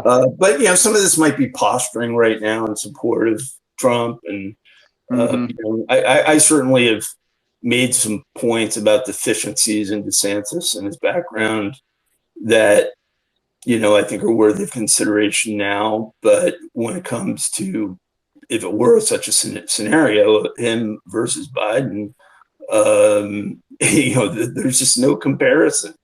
So I don't, and by the way, I just don't believe, and I guess, you get a lot of people out there in positions that are working literally, in major conservative organizations who haven't validated this. But I just simply do not believe that the base of support for Joe Biden that allowed him to sneak into the White House in January 21 is considerable. I mean, we all saw it, right? I mean, just anecdotally, he couldn't fill a high school gymnasium. And then down the street, we've got Trump with tens of thousands of people waiting, camping out for days, waiting in. I realize that's just anecdotal, but it's there in every respect. And there's no one out there is jumping up and down about Biden, not even among, your hardcore Democrats. And the only reason I think you don't see the Kennedy candidacy is very fascinating. And certainly he deserves a lot of praise for his commentary related to the pandemic, much praise. And I have a lot of respect for him. But he's not considered a viable candidate because of the way the system is structured. If another viable candidate does come in, it's only going to come in because you ultimately have donors conclude that it's totally unwinnable. And I don't think we helped ourselves with this debt limit increase. I think it gives Biden a talking point, but it's also just more importantly, bad for this economy and inflationary environment to be, doing this $4 trillion deal, and then you don't even have another opportunity. This is it, by the way. We don't have another opportunity now before the general election to deal with a budget issue, and we've awoken weaponized bureaucracy that got just about everything they wanted. Yeah, absolutely. Okay, let's go ahead and go to Civic. Go ahead, Civic. All right. Yeah, if somebody else wants to go ahead of me, I just need a couple of minutes, actually. Thank you. Okay, let's go ahead and go to MAGA, and then we have Tom after that. Go ahead, MAGA warrior. Hey, thanks for giving me a chance to speak. Say, Michael and I just not too very long ago talked about this and what he was talking about tonight, which I think is really, really relevant and really important. Is, everybody says they did this. When we watch the news, they did this, they did that, they did the other thing. No one ever talks about the solutions. Nobody talks about doing anything about it. And what Michael's pointing out, and I couldn't agree more, is that we are the solution. We got to quit pointing fingers and saying they're doing this. We need to get involved and make the change, be the change. We've got to organize. And another thing that I see amongst Republicans, a little bit like herding cats sometimes, is they've always got a better idea, or they want to be, they want to go it alone and go in their own direction. We need to stop that. We've got to be joiners, organizers, and fighters if we're going to pull ourselves out of this. Michael did it. He was the incubator for the Tea Party.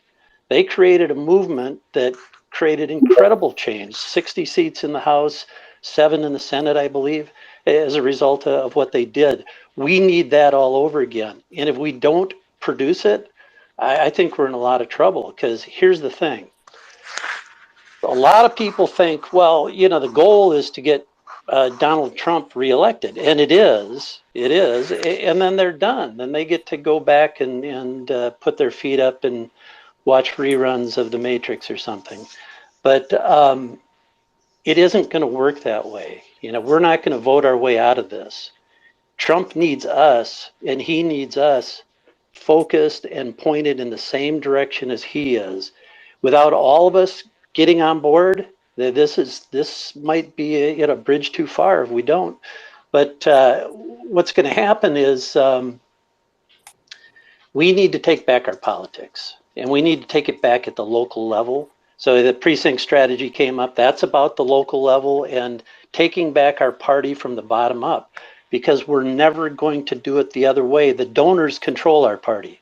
The reason that Ronna McDaniel got elected when our polls showed that 80% did not want her, because those China First donors, by the way, those people put her, they went and threatened the delegates, okay? And they lobbied them and told them that, basically, if you don't go our way, it's not going to go well for you. They wield a lot of power. And let's also understand that this election coming up is largely about China, because what happened was Trump came out and he said he was going to end dependence on China, and the very next day, one of the largest donors in the United States, Steven Schwartzman, came out and said he wouldn't support Trump. He would support any Republican other than Trump. And then a whole slew of them followed him, to include Ken Griffin, one of the biggest donors for DeSantis, and said that, my business focus is on China. We've got to get rid of this populist element that's getting in the way of corporate, of corporations being able to it's the institutions, right? In China. It's also the institutions. I mean, you mentioned Schwartzman. I mean, he's a perfect example. I mean, this guy is at the Blackstone Group. If we're working in the collaborative way that I envisioned, here would be one immediate step, and that is, get your company and get your family financial resources unaffiliated with the Blackstone Group, right? I mean, when it's clear that they have taken the side of our primary foreign adversary, maybe the most formidable adversary we've ever faced, over those of working Americans, then but we can't have anything to do with them. They need to be pushed out. And you know, it is very telling to look at that Schwartzman decision, because it shows a level of what really ultimately does matter to him and to many in the governing elite who have become captured assets of China's Communist Party. But they're getting rich in China, and they don't want that to end. You know, that's really, you know, the core of it. But what we need to do, and to do what Michael just said, you know, Giant Slayers is, I'm putting a push on. We're going to have our website up and ready to fight August 1st. And we're going to push back on some of these things, or many of these things. Somebody has to organize that effort to push back against Schwartzman and BlackRock and all these people that are working to destroy our country. And here's the scariest part of what they're doing. They're creating a system or a way of going about it that takes the political process out entirely. Because, as Ken Griffin pointed out, they don't want this populist element out there pushing back against them, because it's stopping them from doing business in China. They want people who will let them continue to grow and get richer, and they don't care about us. For every day they do business in China, we get poorer here in the United States. And it's terrible. So giantslayers.net, you go to giantslayers.net. At the bottom of the page is a sign up, and put your email address on there, and we'll keep you informed as to our progress and the launch coming up, and policy, or, you know, programs and strategies that we'll put together. But I want to give these guys here, the reason I came to this is these guys are putting together, you know, a organization to push back to. And I'm going to join. I'm going to become part of their organization, because, as Michael pointed out, we need to collaborate amongst ourselves. We need to get together. There are things that United We Stand can do to help Giant Slayers, and there are things that Giant Slayers can do to help United We Stand. We need to start operating like that instead of being lone wolves. Everybody's out there doing their own thing, you know, and they don't want to. They don't want to join and collaborate. Those who are operating as lone wolves need to part ways. They're going to need to part ways. I mean, we can't go forward with that approach. I mean, we sort of tolerated it for, I think, almost 20 years, and we saw how devastatingly flawed and failed it was. And think about it in just common sense terms. I mean, I've worded it this way to someone else, with, you know, when someone says, well, gee, thank you so much for like spending so much time talking to me, or, you know, or reaching out or whatever. And I said, look, you know, yeah, obviously I want to do that to be helpful to you, but there's always someone out there who knows a little bit more than you do about something, and or knows something that you would benefit from knowing. So you have to function that way, and you have to maintain those relationships, and you have to treasure those relationships and never burn those people, right? So even, you know, M. Stanton Evans, the great columnist who ran National Journalism Center before his life, what told me all the way back in college, in a conversation when I talked about some of the Reagan administration personnel, you know, kind of moving away from the Reagan agenda and how they were in our way. He says, put his arm around me and said, you know, that's the thing about our people, Michael. Once they get to a position where they can be helpful to us, they cease being our people. And I've seen this over and over again, where, you know, individuals on the way up, very open and communicative, and, you know, looking for the support, but you can't ever forget, once you're in it, those people. You know what I mean? You need it.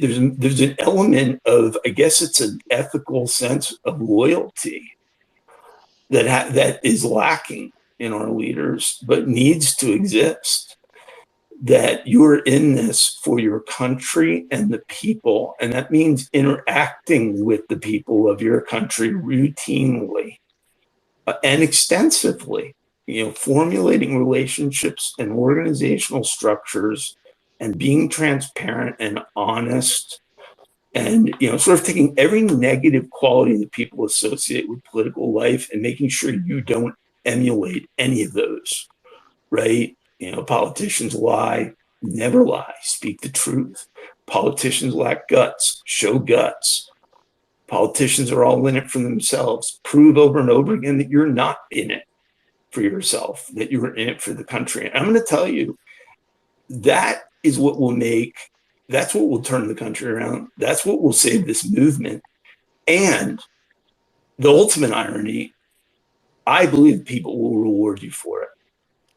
So even if you're out there saying, hey, look, this is just about me and my career, I don't care about the ramifications of the country or the people see through that so quickly. And how many times have we seen it right now? You just rattle the names off of individuals who the country was enthusiastically behind, and they quickly lost confidence. We'll see what happens to Kevin McCarthy now. I think he made some commitments and promises to secure the speakership that he certainly did not deliver in these Biden negotiations. Very difficult to fathom that we just kind of allow this to go on. We had the mechanisms in place to remove the speaker, if you can recall the dynamics of that. And I think the mighty 20 are going to step up and show their influence. Hey, let me make one last point here, Michael. I couldn't agree with everything you say more, really. We need to be that guy who gets out there and, Teddy Roosevelt's the man in the arena. I love that thing. You need the guy whose face is marred by dust and sweat and blood, who strives valiantly, who errs and comes up short again and again, but keeps going. That's who we need to be. And we need to fight. What Giant Slayers is going to be focused on is taking back local politics. Because think about this for a minute. The left offers a tyrannical state of equality. Really, that's what they're saying, a tyrannical state of equality. And we offer freedom. How can you possibly lose that argument? I'll tell you how you lose it. When I got involved and started doing research at the local level, there's nobody down there but them. They control local politics. If you go on Twitter, they've got like 12 different platforms. Go to Midas Touch and take a look at them. They've got these multi-million-dollar websites that organize people to fight back and lobby Congress. We need all of that, and we need to work together. So Giant Slayers is joining Bannon and his posse over there, and we're going to start hitting the phones and hitting those politicians and letting them know that we're not going to take it anymore. Wait, what's that? That's a great American in Steve Bannon. I mean, and I believe, two things about, too many to cite two attributes for brevity purposes that I see in him. Number one is a nearly unmatched magnitude of intelligence as it relates both to the history and current predicament of this country and the magnitude of this moment. But also, I believe in him and in his show structure as well, you see that he too understands that it takes, more than an individual. And of course, no one's perfect and he's not perfect, but those are two very rare attributes right now. But you cited Roosevelt. I used to have a big sign on my wall all the way back to college because it inspired me. Far better it is to dare mighty things, to win glorious triumphs, even though checkered by failure, than to rank with those poor spirits who neither enjoy much nor suffer much, because they live in the gray twilight that knows neither victory nor defeat. That was Theodore Roosevelt, and it is indeed one of the most inspiring quotes and certainly applicable today. I'll tell you what, every time I hear it, I get super motivated, so I like it. Yeah, no, we've got to fight back. We're going to join the posse, and then we're going to create sort of a cyber version of civil disobedience. Those politicians that aren't working for us, we're going to get on their threads on Twitter and we're going to comment. But you know what's going to happen? Hundreds of people will show up and get on their threads. We're not going to let them speak and push this propaganda any longer without us getting involved and setting the record straight. And the last thing that I have to say is that really we need to take our country back at the local level, because right now the system is rigged against us. And it's only, as Michael points out, it's only rigged against us because we don't do anything. There's nobody down there. There's nobody down there fighting back. I can't say nobody, but few are down there fighting back. Everybody talks about taking it local, but nobody does anything about it. So look for Giant Slayers coming online August 1st. We're going to be ready to fight. We're not going to stand and take this anymore. We've got to take our country back. We got to be the leaders that are out there in front, like Teddy said, you know, with blood and dust on our face, and happy to do it, because our country is nearly gone. You know, that's another thing that Giant Slayers does. I've got another organization, Giant Slayers University, and its purpose is to educate about the threats of globalism that are attacking us. You know, this doesn't get talked about anywhere close to enough. This is very serious, and we're on the edge of it. We're on the edge of losing our country.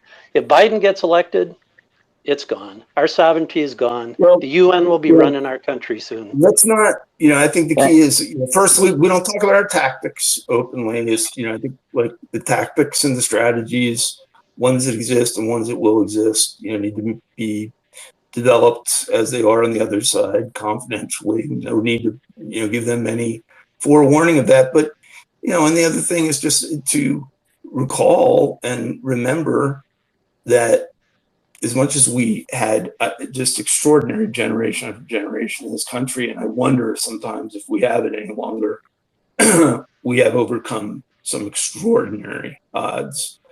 That is the great story of the United States of America. That's what makes it so deserving of its defense right now.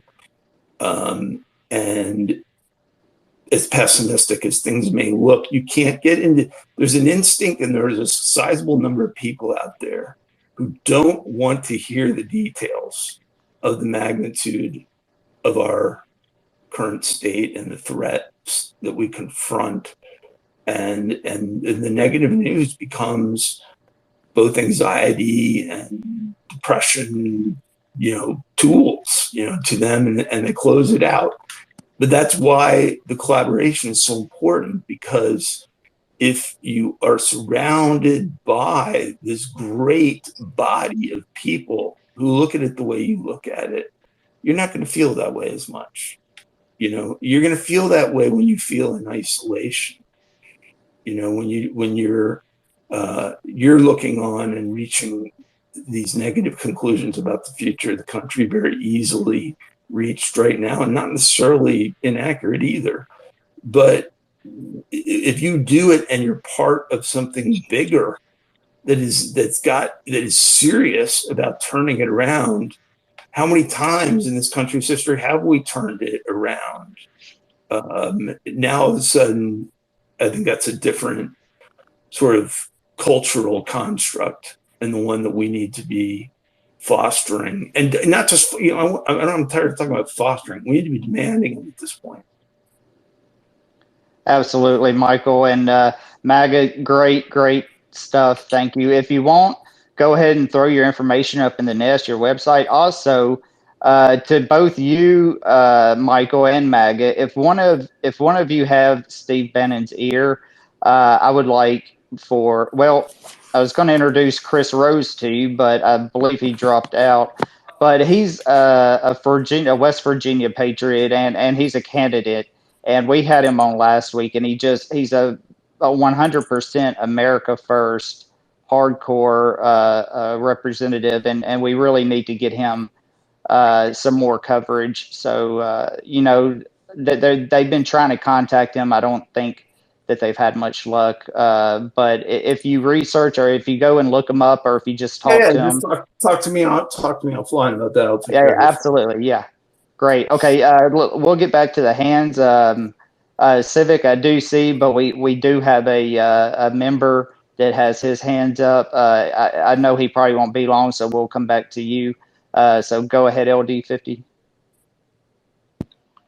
All right, thank you. Yeah, I do have a question for Michael, but I'm going to hold that till later and let some other people. But Michael, I want to thank you so much for coming onto our space. Your direction, your plan is spot on, something we all need to do. I just want to go a little deeper on what Casey just said. Who we just had in here, and he was in here for most of the space, was Chris Rose, and he's running for Senate in West Virginia.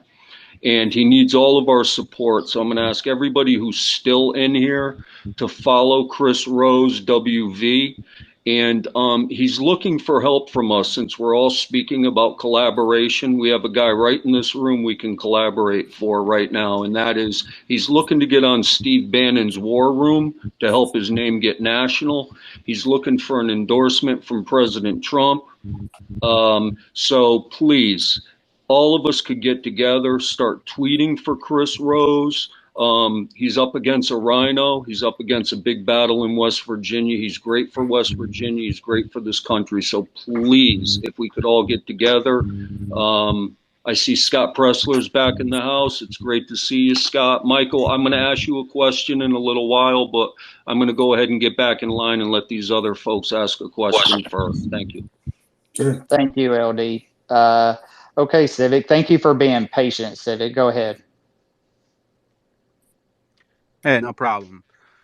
It's nice to just be in these spaces with a bunch of people, Americans. I'm an American, by the way, who, you know, they're trying to communicate the political views that they have and trying to cope with and deal with the political situation that we all have all of a sudden. For many of us, it's all of a sudden, rather. And that comes to my point where there are things I agree with in what you're saying, and there are things I disagree with in what you're saying. So I'd like to be able to just ask you a quick question. You can say like yes or no. And then I think we'll all benefit and learn from an experiment with you.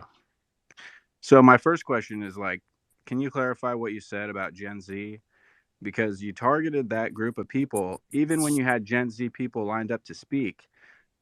And you said I don't think they would deny. I don't think they would deny that they.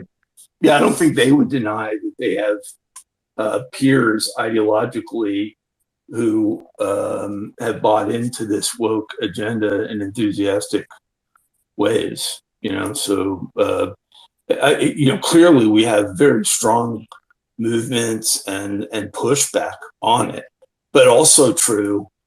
There's probably been no generation in the country's history that has been more embracing of this, you know, some of these extreme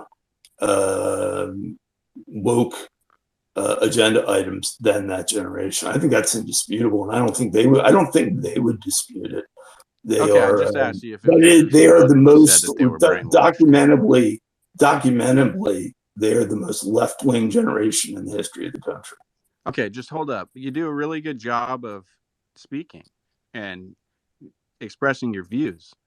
I'm trying to tell you, I'm trying to ask you a quick question. There's allies. The next quick question is just, do you know the spread, the percentages in that specific subcontext of voters? Gen Z, do you know how they voted in 2020? It was like look, these polls from Pew Research say that 33% identify as Democrats and 29% identify as Republicans. And then there is a silent majority there, you can imagine. So if you want to target a specific group and be more productive than making these people feel excluded, and especially they don't feel that's hold on right there though. That's not the point. The point is to say that the work, and that was the context in which I brought it out, is that the work is cut out for that generation. Yeah, I know, right? Because that's how these Americans face what they face now in this political situation, and it kind of landed on them. There's a lot of encouraging signs. There's a lot of encouraging signs, you know. So, and I don't think it isn't. I think it's inspiring, not uninspiring, for them to be aware, because they probably do not want the ongoing legacy of being associated with a generation Exactly. that Some is people lost. said, why would they vote for Republicans if it wasn't Trump? Well, you guys laid out a lot of reasons why, and there are a lot of justified reasons why somebody No, wouldn't want to well, vote not for for me. You didn't hear anything negative But about it. let me get on to something else, Michael, if you don't mind. Yeah. Good. So that percentage spread in Pew Research shows like 4%. Do you know the percentage spread among the African American voter bloc? It's 90% Democrat and 10% Republican. But on registration that basis, also not on went on voting there. They would have spoken in this space too, but they left.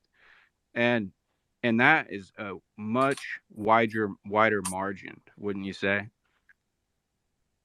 I think I see lots of progress. I see a lot of, and particularly with Trump, and I think the policies that he put in place that drove African American unemployment to the lowest point in history.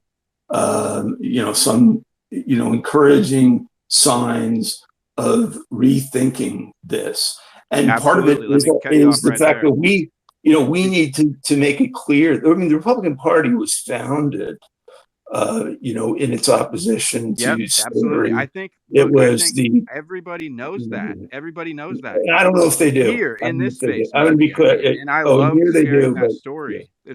And I love these stories. It's truth, and everybody loves the truth. I love sharing the truth. KKK was founded by Democrats. Hold on, Michael, please. You know what, you guys? Civic, let's just let Michael answer, and then you can ask the questions, but let's just give him, a little bit of time, okay?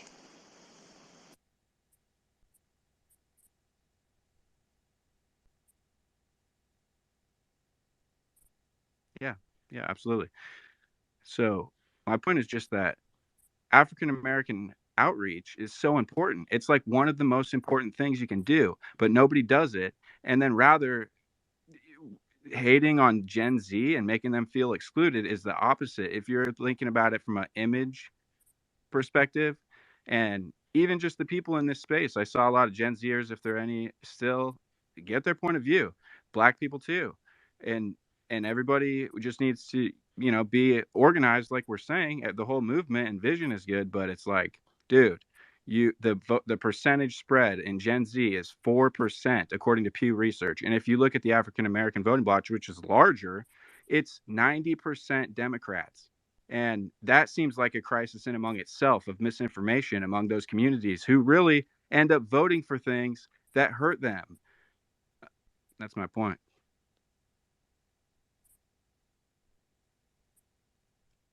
Thank you, Civic. Okay, yeah, go ahead, Happy. I was just going to say thank you, Civic. And then if Michael, do you want to respond at all? Please go ahead. If not, we can go to the next question. Because the thing that it comes down to is you end up becoming. Hey, Civic, can we let Michael respond? Yeah. If I could just pitch the question now. It's just with that information. The thing is, what happens, Michael, and this is the question. At that point, there's a chance that you are becoming part of the problem, respectfully, and just as you're addressing. And I hope you can see where I'm coming from, because this isn't anything personal, but I'm just doing this little thing, so hopefully everybody can benefit from. And nobody wanted to challenge you on what you said. It's like, what's going on here? But yeah, that's my question. Do you see that?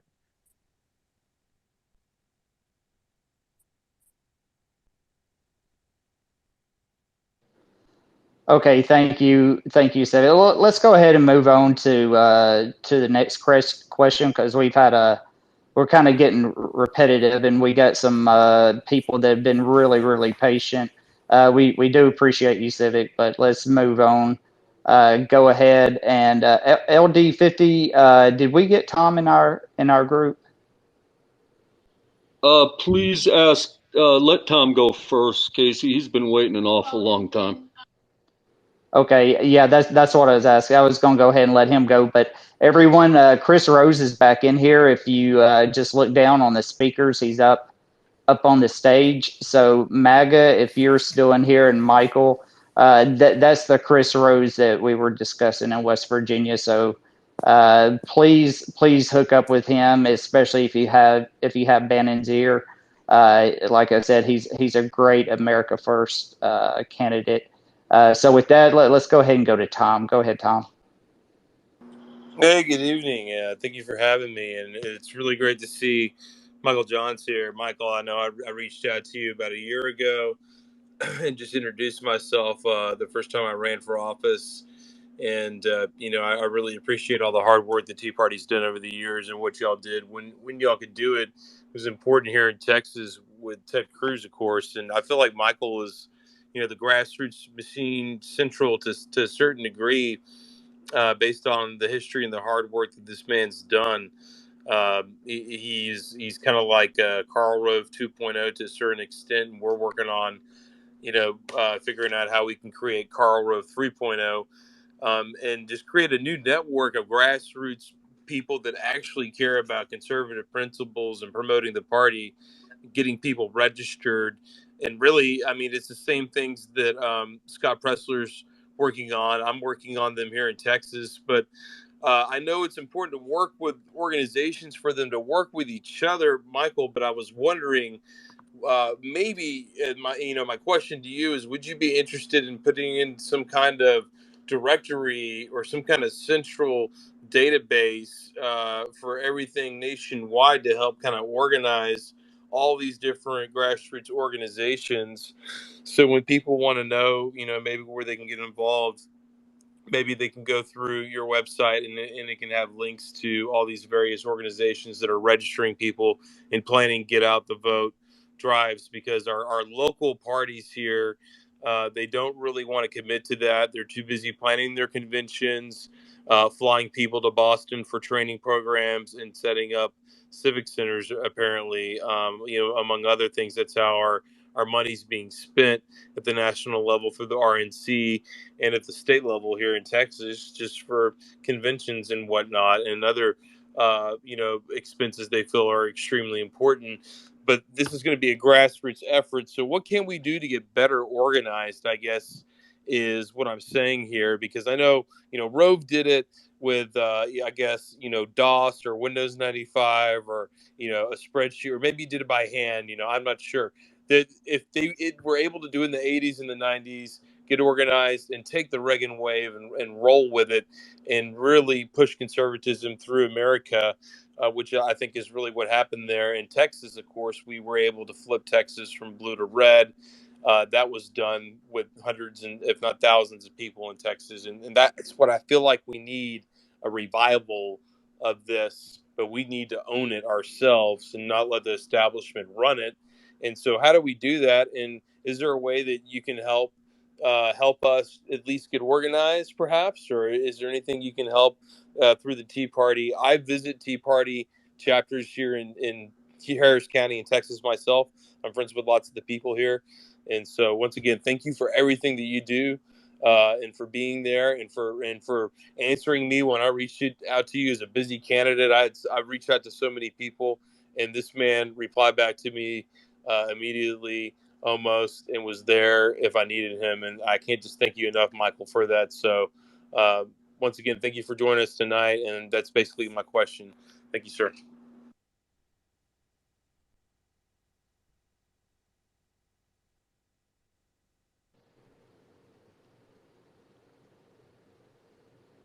Okay, did we lose Michael, or I is it think you may just have to me? come off mute. You may have to, Michael. I don't know if you know you get your microphone muted. You got to press the bottom left little button there, and you'll come off microphone. There you go. Yeah, I think a few things that came up there that are, one that I've already thought of that I think are great ideas. One is, yes, a book of resources or a website of resources that are available to activists would be a very valuable contribution. These are tactics. I don't usually like to talk about the tactics openly. I like to kind of do that more confidentially. But the other thing I believe that we need at this point, to the broader point of accountability, is we have all these organizations that assess, say, members of Congress, and they issue rankings based on their voting records. And frankly, they're influenced by donors, which means the votes they assess are sometimes controversial, and members of Congress aren't so crazy about the way it's done. But we have all these institutions and organizations that contend that they're doing extraordinary things while they're simultaneously, as we all know and agree, we are losing this country and losing these battles.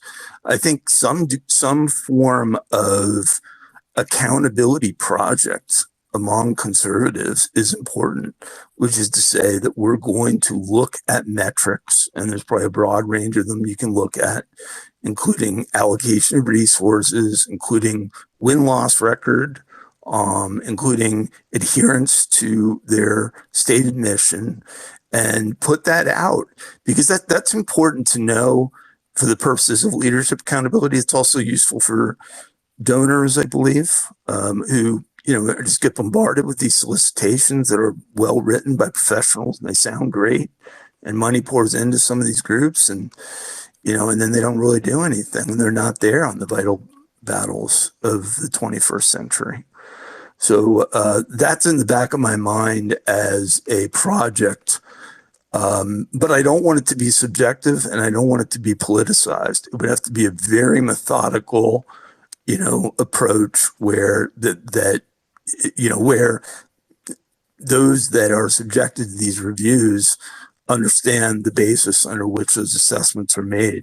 But we need to understand that a lot better, because I think we're getting played, frankly, by a lot of these groups that aren't doing a whole lot, paying their people a lot, pretending they're in the battle, pretending they've got some national importance and significance, and ultimately really, in the best case, are non-factors, and in the worst case, have sometimes been actually harmful to our causes and our larger battle for the nation. Thank you. Thank you very much. Okay. We'll go ahead and go to the Brain, and then LD50. If you wanted to come back after him, go for it. Go ahead, Brain. Okay, I bumped out, came back in. I'm hoping we don't have the microphone issues this time. Am I coming through okay? Yeah, you're coming through fine. There's a little something going on, but it's not bad. It's not like ear piercing. Okay, I apologize. I'm trying. What I wanted to say earlier was thank you so much, Michael, because you did touch on so many key issues that we face as far as the party and getting organized. To everybody that's in here with us, first of all, I want to say thank you so much. We are honored and humbled to have each and every one of you in here with us.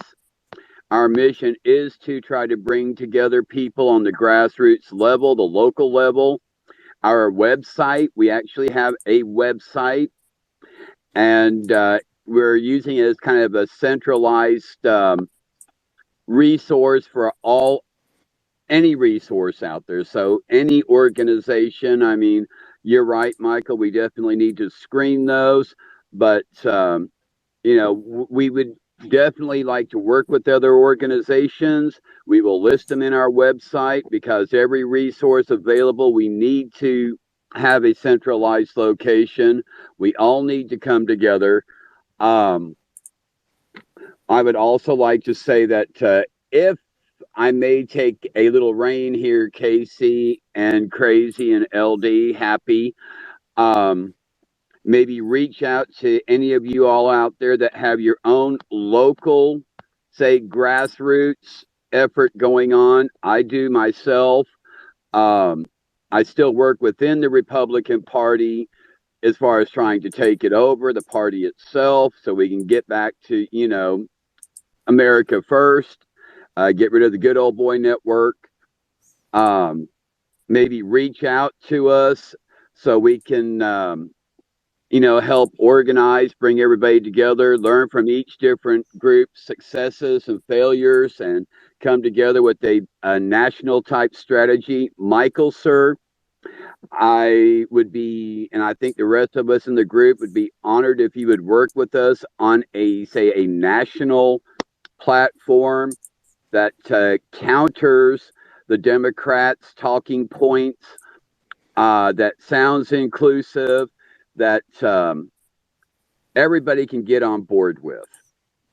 I would absolutely reach out to me on that. We'll talk about it. Yes, that would be. I would definitely be honored to have your assistance with that, and we will definitely post this on our website. I would sure very much, and I think everybody else in this space would very much like to hear from each and every one of you. If you have a question for Michael, or maybe a question about our group here and our mission, please grab a microphone, because every one of you matter. We need every voice. We need every person, all hands on deck. So on that, I will return the mic. Thank you all. Thank you.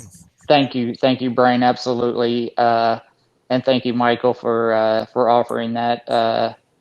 Now we're getting kind of close to 10 o'clock, so that's Central Time. Michael, I don't know how long you want to go. We'll leave that up to you. I think we've got it. I think we've covered hopefully the basics. This is not designed, in my mind, to be one-time event.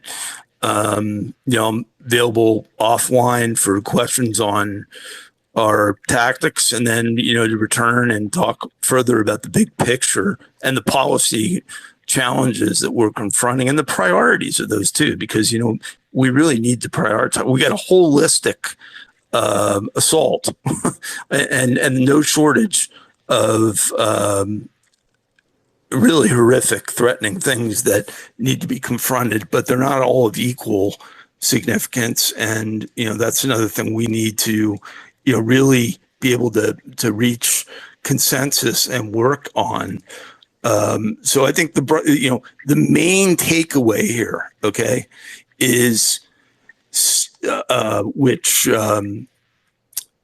mentioned earlier, and let's stop using the word I, and let's stop using the word they, because everything that goes on is by we. Even when we lose, when the country loses, we have lost. Even if we weren't if you weren't in the fight, you weren't in the fight. If we didn't have a plan, we didn't have a plan. But we have lost. And stop the fascination with the magnitude of those defeats, and stop thinking that the other side is somehow invincible. I mentioned and want to reiterate that if you're looking for the positives, we continue to have the vast majority of the American people behind our centrist agenda, okay, of just sensible things. They're pushing successfully nonsensible things. We have a sensible agenda, but we have lost and never developed the operational and strategic components of a political and policy strategy, which is why we've lost. So as we develop those, and we need to do it collectively, like I said, we're going to start winning, and winning is contagious. Once you start winning, people take note and they want to be a part of it.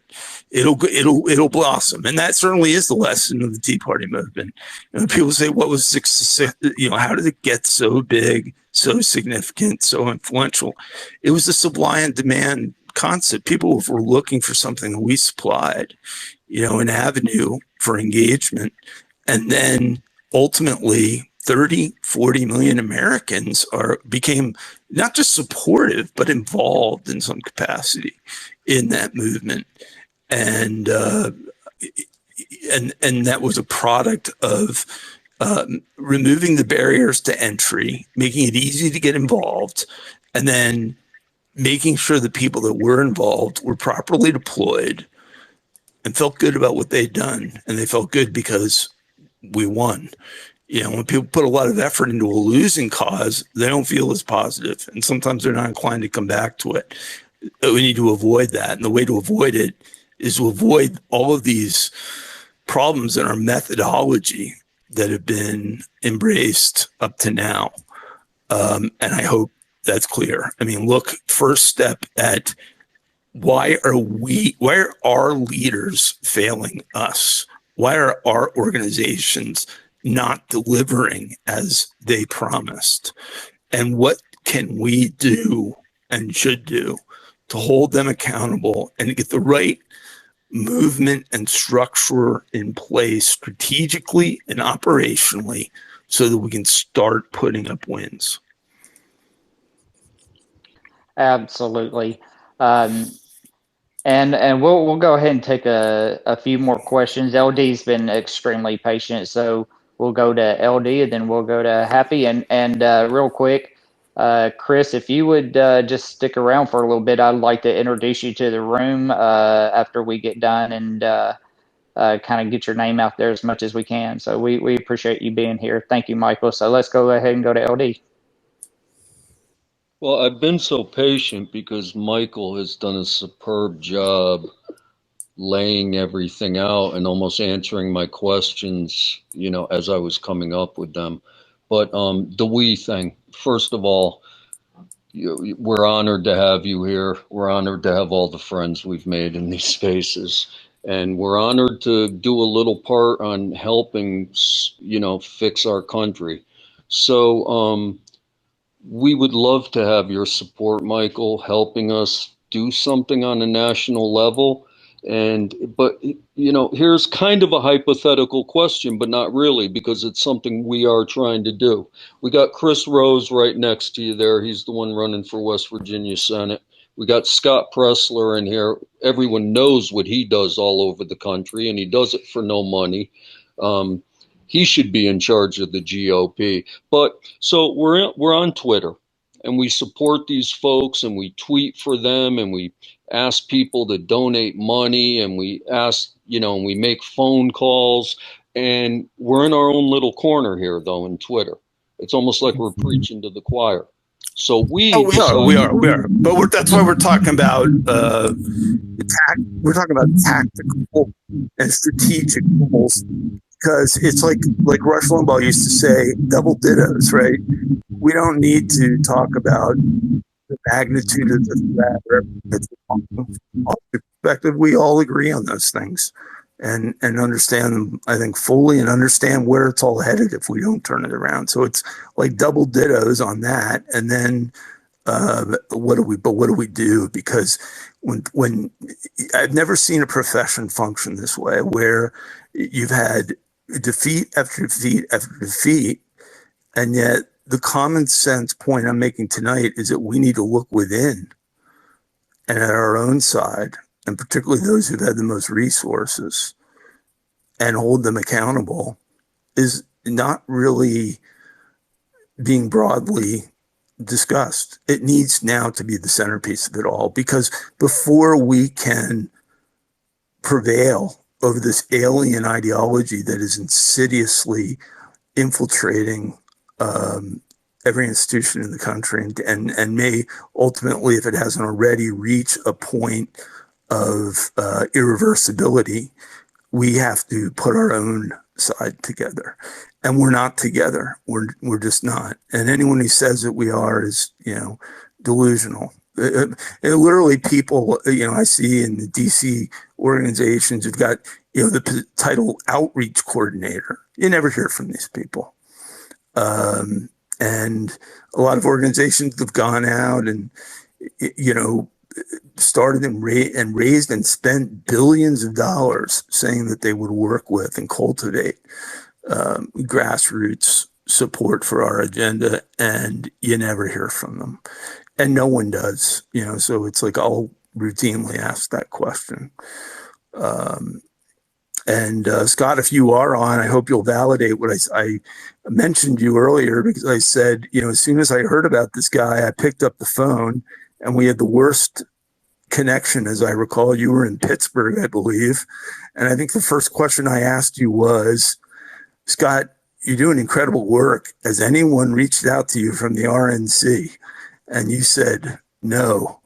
And I had about 5 reasons before I heard that answer. But for me, that really solidified in my own mind how flawed the current Republican National Committee is. And so when we talk about taking back the institutions that we do have ostensibly representing us, that certainly is a starting point. And the Precinct Project is a great one. It needs to be even better organized and better promoted.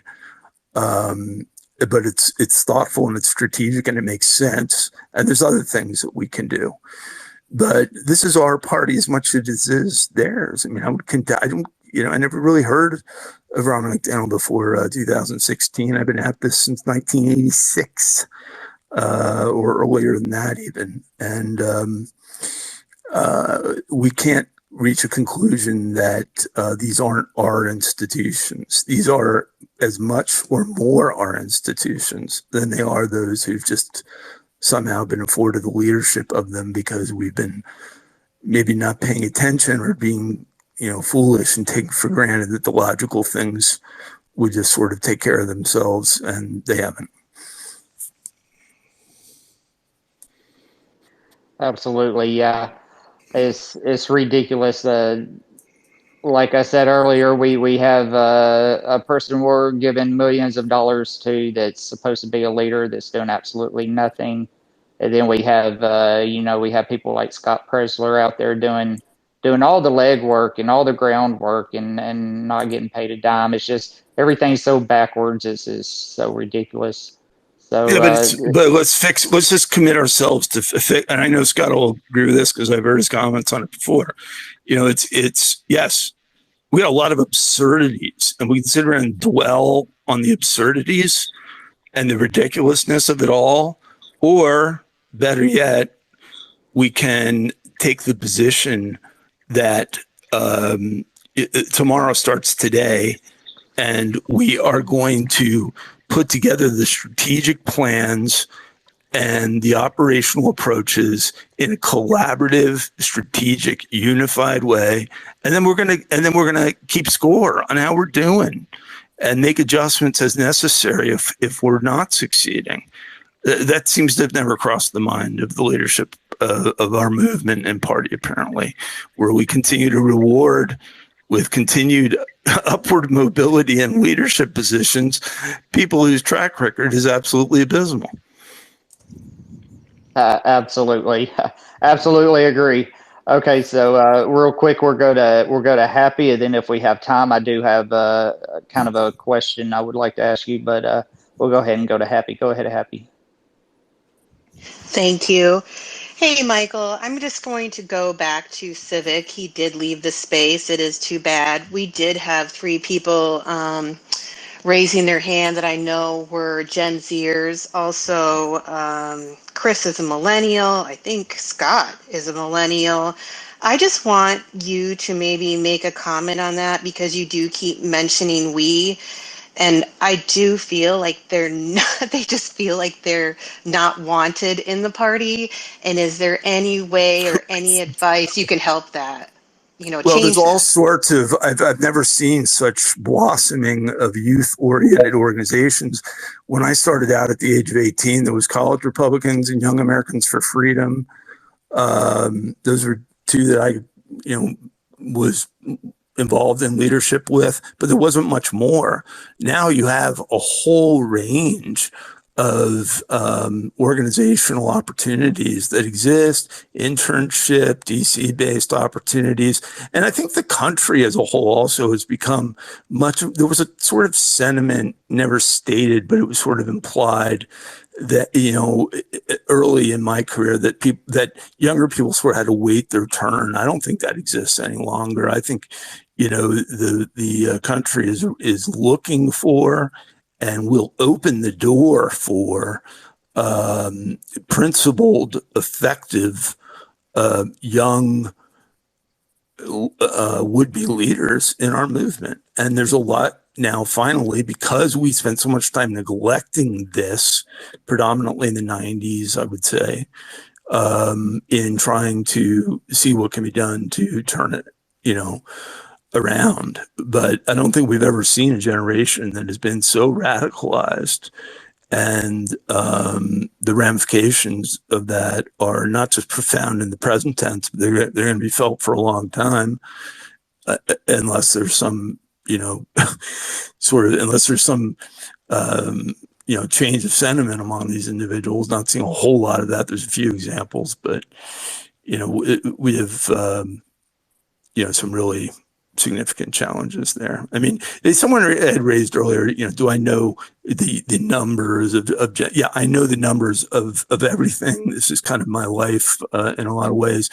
I think in the 15 to 24 age rank, Trump back in 16 had a unfavorable view of 72%. I think it exceeded any other demographic in the country. It was significant. All right. So if you're part of that 28%, that's great. And, that 28, that's not necessarily favorable, but, there's no doubt we have major challenges there. And that's why I think we have some resources and organizational opportunities arising, TPUSA, for instance, others. But you need to look at these opportunities. They're not just social opportunities. You have to really, when you get in there, not make the mistakes that we've made, meaning you got to really assess, like, is what we're doing working? Are we winning? It's not just elections either. Are we taking these institutions back?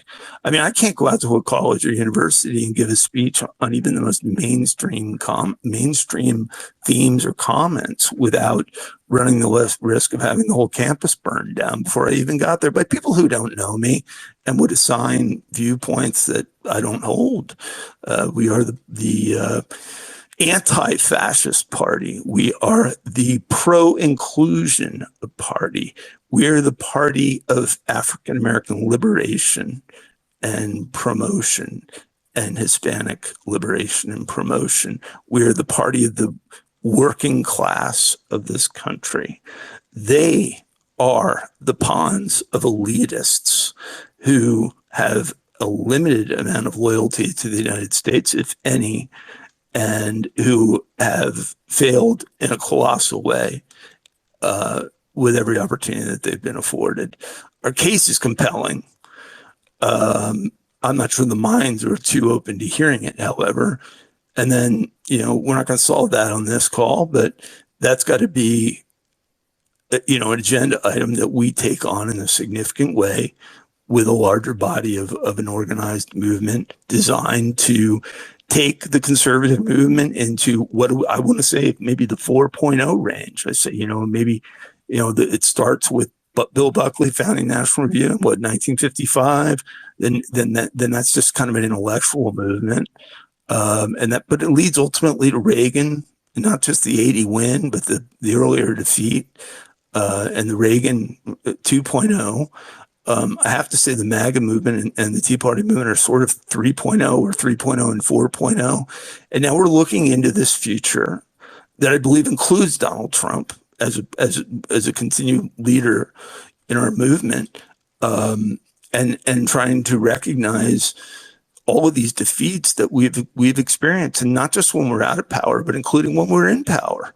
Right. So, I mean, even winning these elections and, having full control as we did from 2017 to 2019 was, not sufficient to reverse this. And we would make the same mistake again if we view this exclusively as a political task, because it is my contention, and I think it's backed up with facts, that even with control of both houses of Congress and the White House, and even with good representation in federal courts, that we would encounter difficulties, because the penetration and the strategy that's been amassed against us goes much, much deeper than just the political dimension.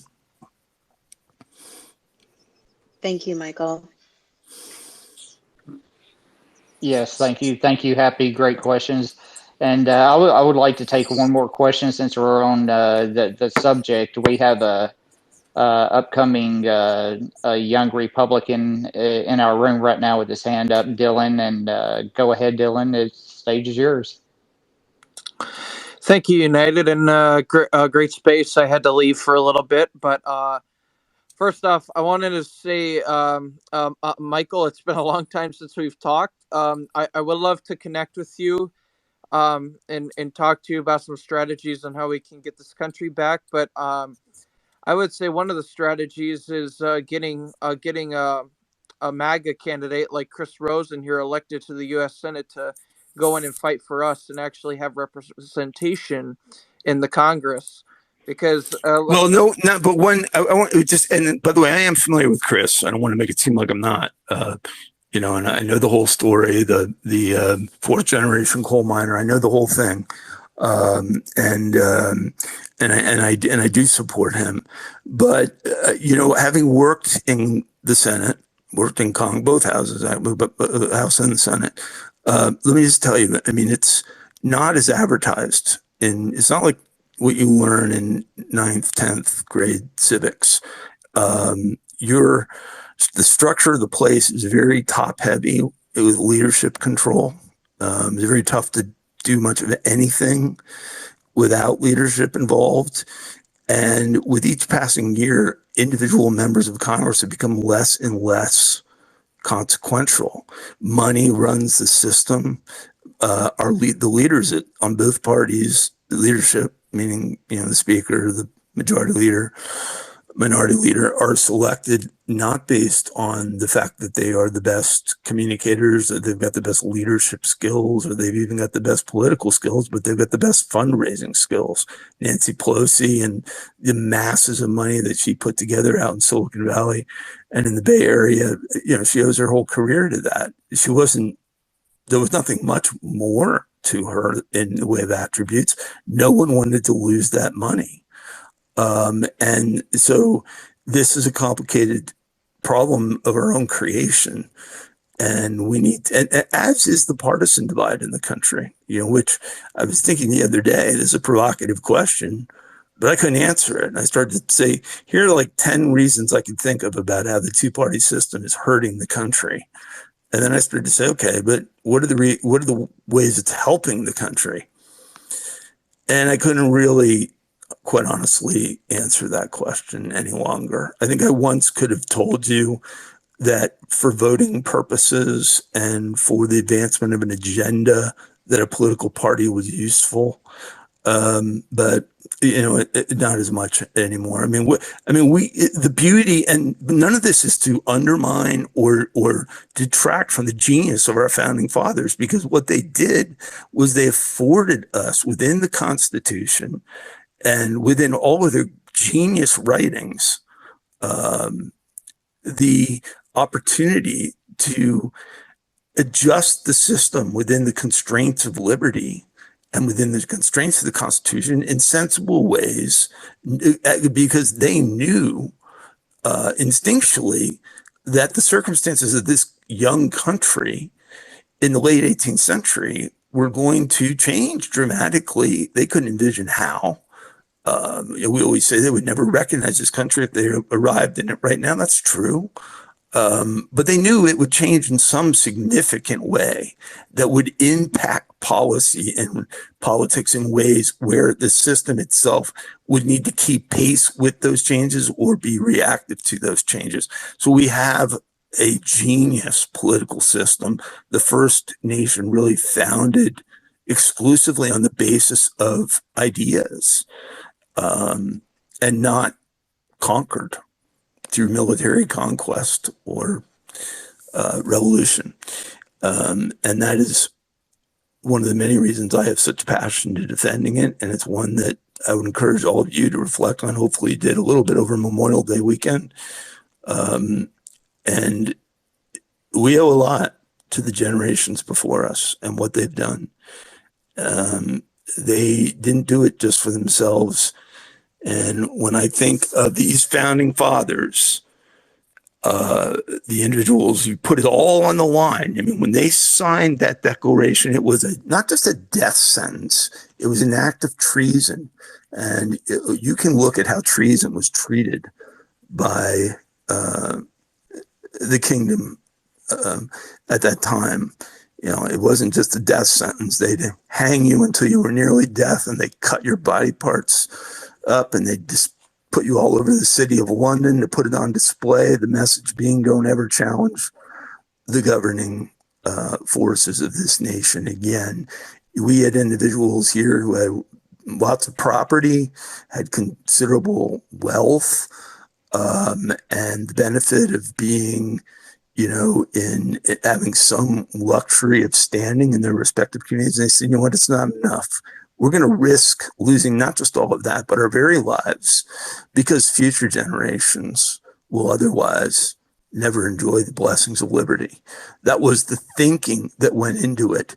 And they did. And you can go and look at Jefferson's declaration, and Jefferson, in that first draft had,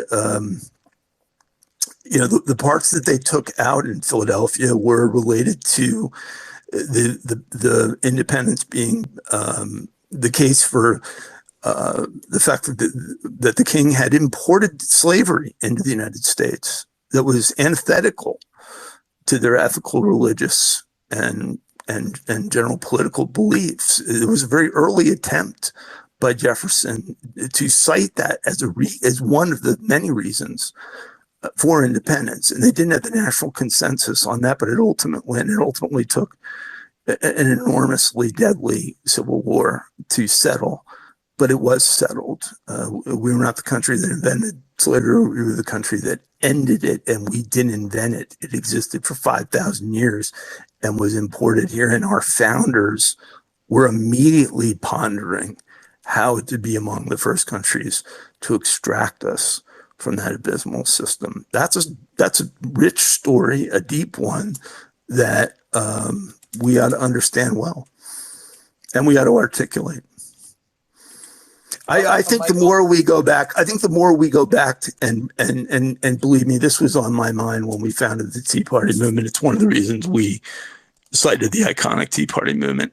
The more we talk about the founders and the more we educate the American people that these aren't just, dead white guys, but we're incredible human beings who sacrificed in extraordinary ways and made enormous contributions, the stronger our case will be in the present tense as it relates to defending this country, because we're up against a movement that understands when they take away all the icons of the country, you're going to inherently diminish the willingness of the people of the country to do much to defend it. And so that was an incredible act of Jefferson, and very few people know about it. Hey, Michael. I love your takes. I think they're interesting. But also, Michael, we need the problem is, Michael, if we can fix it, we need to get the proper leadership in there, and seriously. Out of all the MAGA candidates that have ran, Chris is definitely the top, in my opinion, because Chris has been openly talking to people. He has been on these Twitter spaces asking people what their needs are, and and he has the policy to solve literally all these problems, and will continue to fight even if they get rejected, because we don't have fighters in the Senate. We have a thing called pussies in the Senate, and they don't. Well, it's the world. It's also not. It's sort of set up by design as the world's most deliberative body, having worked in it, not designed for fighting. Necessarily in the way that you might see in the House at times or in state legislatures, but we need principle. We have no American out there, no news here is sitting there thinking that Mitch McConnell or Chuck Schumer has got their back or is thinking about them. They long ago became captured political entities of predominantly donors, and it's got to change. And we'll see what happens now to Kevin McCarthy, because we maintained the option of removing the speaker. That was something we went through when we removed, we took Boehner out, and then we took, Paul Ryan out for the most part, because the disgust grew so great. I mean, he as much as anyone is responsible for us not having the border wall Trump wanted it. He controlled the House, and he wasn't budging. When I talk about accountability, it includes people like that. And the fact that he had, and maybe still does have, an R behind his name shouldn't matter. I've known that guy for 30, 40 years, all the way back to when he worked with Bill Bannon. I'm not trying to be a name dropper, but I'm just telling you, these individuals are ultimately human beings. They're nothing more. And when they become captured enemies of captured entities of either big money or even of progressive ideas, we need to step in and say, hey, look, that's not what we sent you here for, and do something about it. And so 2024 in West Virginia. You can count on me being down there, being a part of it. And I like everything I've seen so far with Chris, and I will take a little closer look at his, at his race for sure. Hey, Michael. Also, I've been an advocate for him for a few months now. I've been an advocate for him probably since around February or something like that. But here's the thing, Joe Manchin has impacted my state, and he's impacted his own state and a lot of the states around. It's being upset. Let me just be honest. So we just be honest, because we got no time not to be. As I recall, you got Jim Justice in that race, right? Yeah, he's terrible. Okay, but he's a former governor of the state, or the current governor of the state. And then you got, I think, Alex Mooney, who represents, I think, the 2nd district in West Virginia, also in the race. Those are big names who will bring big money. And we like everything about Chris, a man of the people and a man of West Virginia.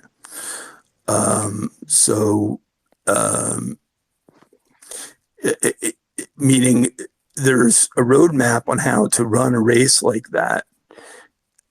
It's a difficult and uphill one. And he's probably learned that by now, but he's going to need an extraordinary amount of help, because trust me, big money is going to pour in, not just in the general, but in that primary, to support a guy like Justice or Mooney, who they view as more accommodating. Mitch McConnell's guy. I mean, it's and also Club for Growth too. Club for Growth is flooding this race with money to Mooney and Justice. Justice, if you weren't aware, I mean, Chris knows more than I do about Justice, but Chris told me about Justice, and I'm like, man, this guy is a horrible human being, because so he ran a coal mining business and didn't even pay any of his coal miners, and it's just unbelievable to me. And then he gave $300 million to billionaire Bill Gates of West Virginia tax dollars, and then he also had the CCP come and extract oil from West Virginia. They tried and they got caught. So I mean, Chris can tell us all more about that, but Michael, I appreciate you speaking to me, and it's a pleasure. You bet. Thanks, Dylan. Thanks a lot. Michael, we do have one more hand up, but I will leave that up to you if you want to take another question. Yeah, sure. We'll take one more, and we'll do this again sometime. Okay, great. Go ahead, Nath, if you want to go ahead and ask your question. Hi, Michael. Nice to hear from you. The quick introduction, we have exchanged notes and tweets for quite a while. My name is Purnima. I'm in Wisconsin. I just wanted to introduce you guys a couple of initiatives that I have been working on for quite a while. One is iExit, which is Indian American exiting the left. And the second one is Hindus and Trump. Both of them are pinned in your chat. And if you could follow, support, and if you'd like to collaborate, I would really appreciate. I think that's good. That's really good to know. I am hard at work. I don't know hopefully you feel the same way about Modi that I do. I'm very positive about him. I think he's the best Indian prime minister since the end of British colonialism. And I think I think U.S.-India relations are essential at this moment, given the CCP and what they're doing globally. And I'm doing everything I can to try to strengthen relationships between the U.S. and India, and I'm finding the natural alliances are, with Indian nationalists, predominantly Hindu, who are, aligned with Modi or the BJP. And and so I'm heavy into that. I don't believe again, it's another example of our movement not seeing the opportunity or the need to do this. But Modi's getting pressure from a lot of different directions, but he is, just as far as prime ministers go, since independence, I think the best that India has produced, and he understands the magnitude of this globalist agenda, how it would affect his people negatively, and how it would affect the world negatively. And I think almost certainly is I would like to see that bilateral relationship develop considerably, and maybe even into an alliance of some sort. We continue to be so obsessed with NATO. Our threats aren't really on the European landmass any longer. Not to say we don't have them, we do. But the primary threats now, I think, relate to what the CCP is going to do globally. I'm not just talking about in Asia and the Straits and in Taiwan, but the magnitude of the deals that they are cutting in South Asia, in Africa, in Latin America.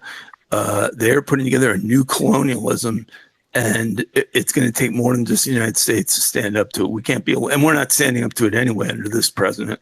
But I envision a sort of global alliance that includes not just political people, but think tanks and media and academics who are aligned with the BJP and the RSS and other organizations in India who fully understand, even better than many of our so-called experts in the United States, understand the magnitude of the CCP threat. So the Hindu effort in support of Trump is hugely intriguing. I want to talk to you about that. Not now, but after. Yeah. Absolutely, Michael. I was so happy to collaborate and communicate. In the United States overall, I'm sure you know that 90% or 95%, I would say, Indian Americans are Democrat voters. And they genuinely hate the GOP Republican side. I've done my best in terms of flipping a majority of them in terms of communication and why Trump is the right guy for America, aligning with our ideology and what kind of people we are. And, add to that in terms of illegal immigration that is happening to America, which is literally a slap on the face of our face. That was the folks that we came legally, stood in the line, waited for our turn, didn't burden the welfare system. We don't draw anything, in fact. And now this is the situation here. I think it's a travesty for this country. Hence, I think it's just not one issue or two issues, but I think we certainly have many many alignment. So I'd like to work with you on that, Michael. Oh, absolutely. I'm a real student of both the history and current politics of what's going on with India. And with the Hindus and some of the challenges they're confronting within India as India evolves demographically. And I know they instinctually hold a lot of views that we share. And so both in a geopolitical sense and in a domestic political sense, with my enthusiastic, almost unmatched support for Trump from June 16, 2015 to now, I want to be helpful to anyone who's being helpful to him. He is, trust me, I've thought, that was a very generous introduction and cited three I think 2 or 3 things that I've gotten right in my career. I'm telling you, having worked in the White House, having worked with the president, there'll be some great Republican candidates. I'm not disparaging these individuals, but I'm telling you, they're not right for this moment, and they're not right for that office, right? So I'm not an enemy of them. I'm not saying that they're a problem. In many respects, it's great that they're in those positions. I went through the same thing in 2016 where I had to clarify to people, look, I'm not an opponent of Ted Cruz. I helped get Ted Cruz get elected. Ted Cruz at one point would have said without the Tea Party amendment, he wouldn't have been elected. So it's not that at all. And Ron DeSantis is doing a generally fantastic job in Florida as a governor. This is a whole other field and a whole other level that Donald Trump alone at this point is best qualified for. That's my view. And I'm not dictating, and trust me, these aren't deal breakers for me. I'll work with anybody who shares. My view is if you disagree with me on 95% of things, we'll work on the 5% we agree on. So it's not a deal breaker for me, but it is a studied conclusion of mine, and one that no doubt you've noticed, even in the last few months intensely, but all the way back to 2015 when National Review editor said I was handing the White House to Hillary Clinton in my support for Trump. That's what Rich Lowry said. Of course, I never got a phone call of apology for that, or even an acknowledgement that he was wrong and I was right.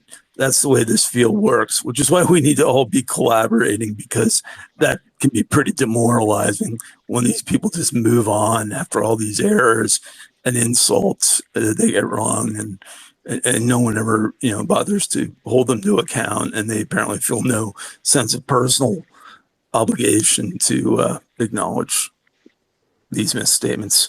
In fact, they continue to just go on making other bad predictions and things. Yeah.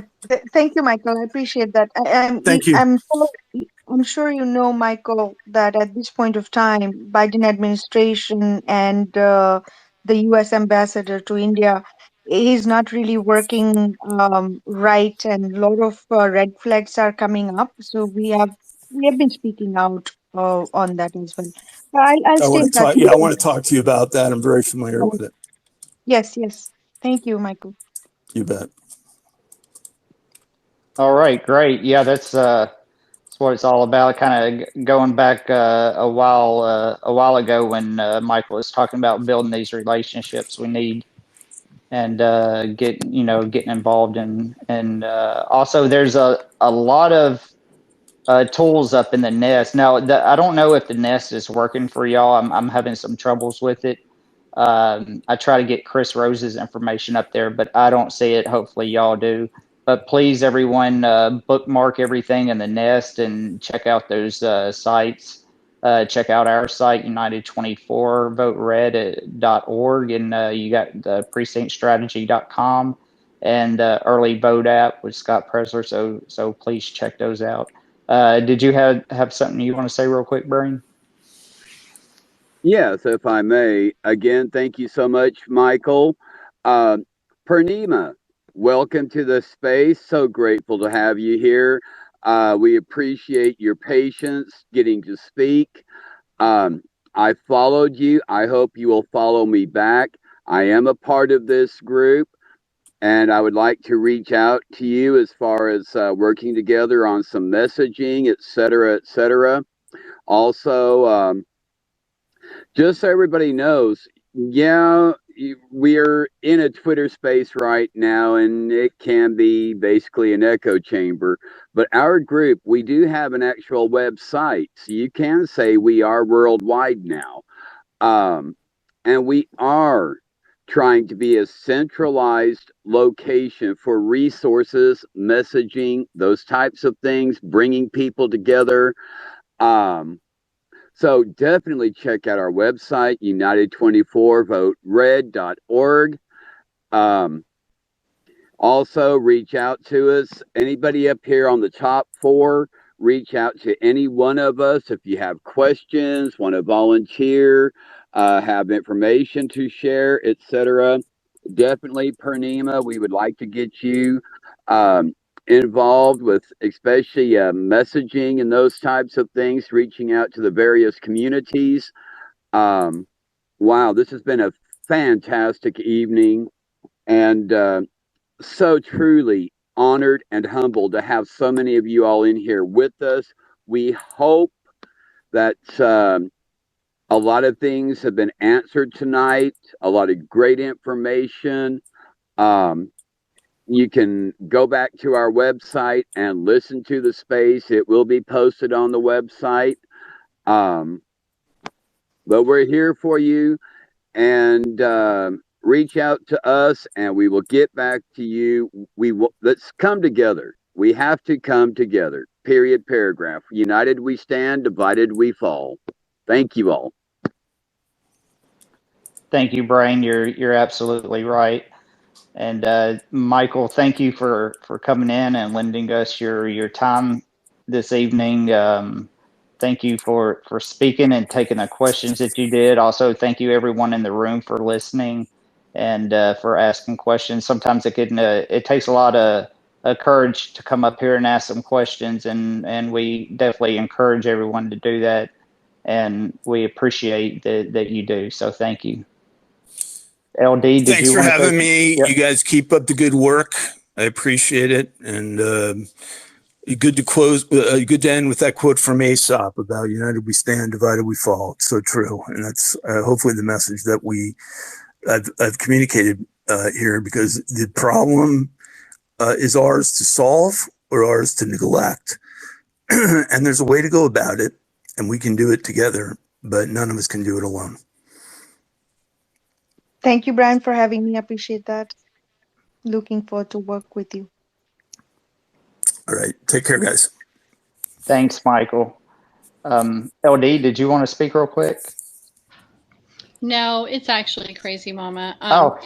Yeah, I'm sorry. It's hard to know when you're not speaking on the other account. But I just was going to tell Michael, thank you very much for coming. I really appreciate it, and I look forward to working with you more in the future. And the link for this space is already up on our library, on our website. I did that. I was multitasking earlier. That's already ready to go.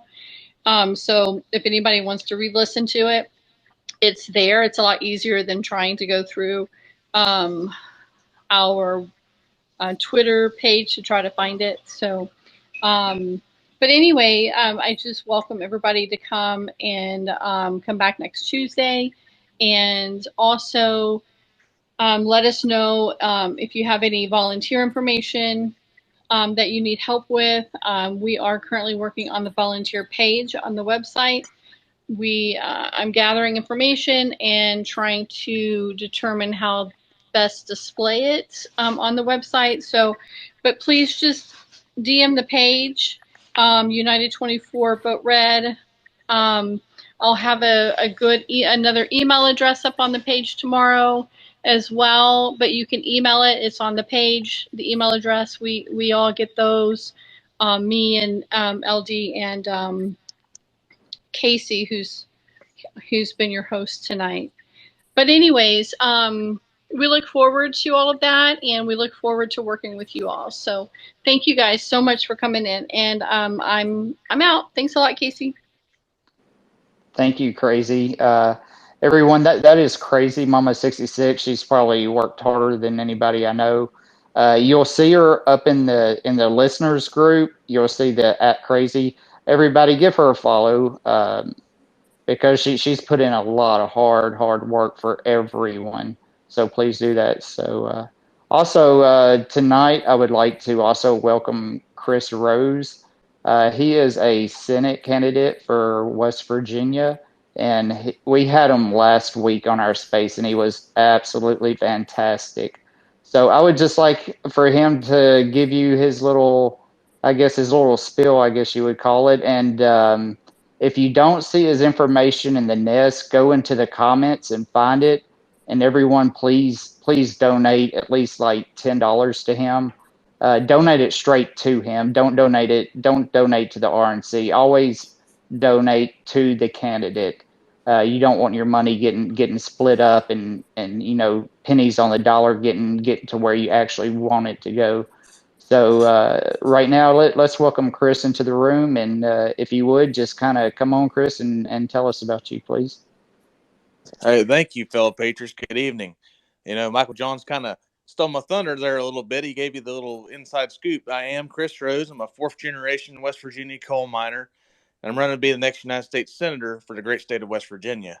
And the reason why I took off the hard hat and the work boots and put on the suit and tie is not because the politicians have been doing their job, it's because they haven't. They've been selling us out to lobbyists, special interest groups in foreign nations for decades. And what do we, the people, have to show for it? $32 trillion in debt, our jobs overseas, we've lost energy independence, and inflation is crippling us at the pump, at your food and fuel prices, and in your energy bills and everything in your way of life. Your cost of living is going away. Your very way of life, providing for your family, is shrinking at your fingertips while they are negotiating wasteful debt ceiling increases without any meaningful spending cuts in return.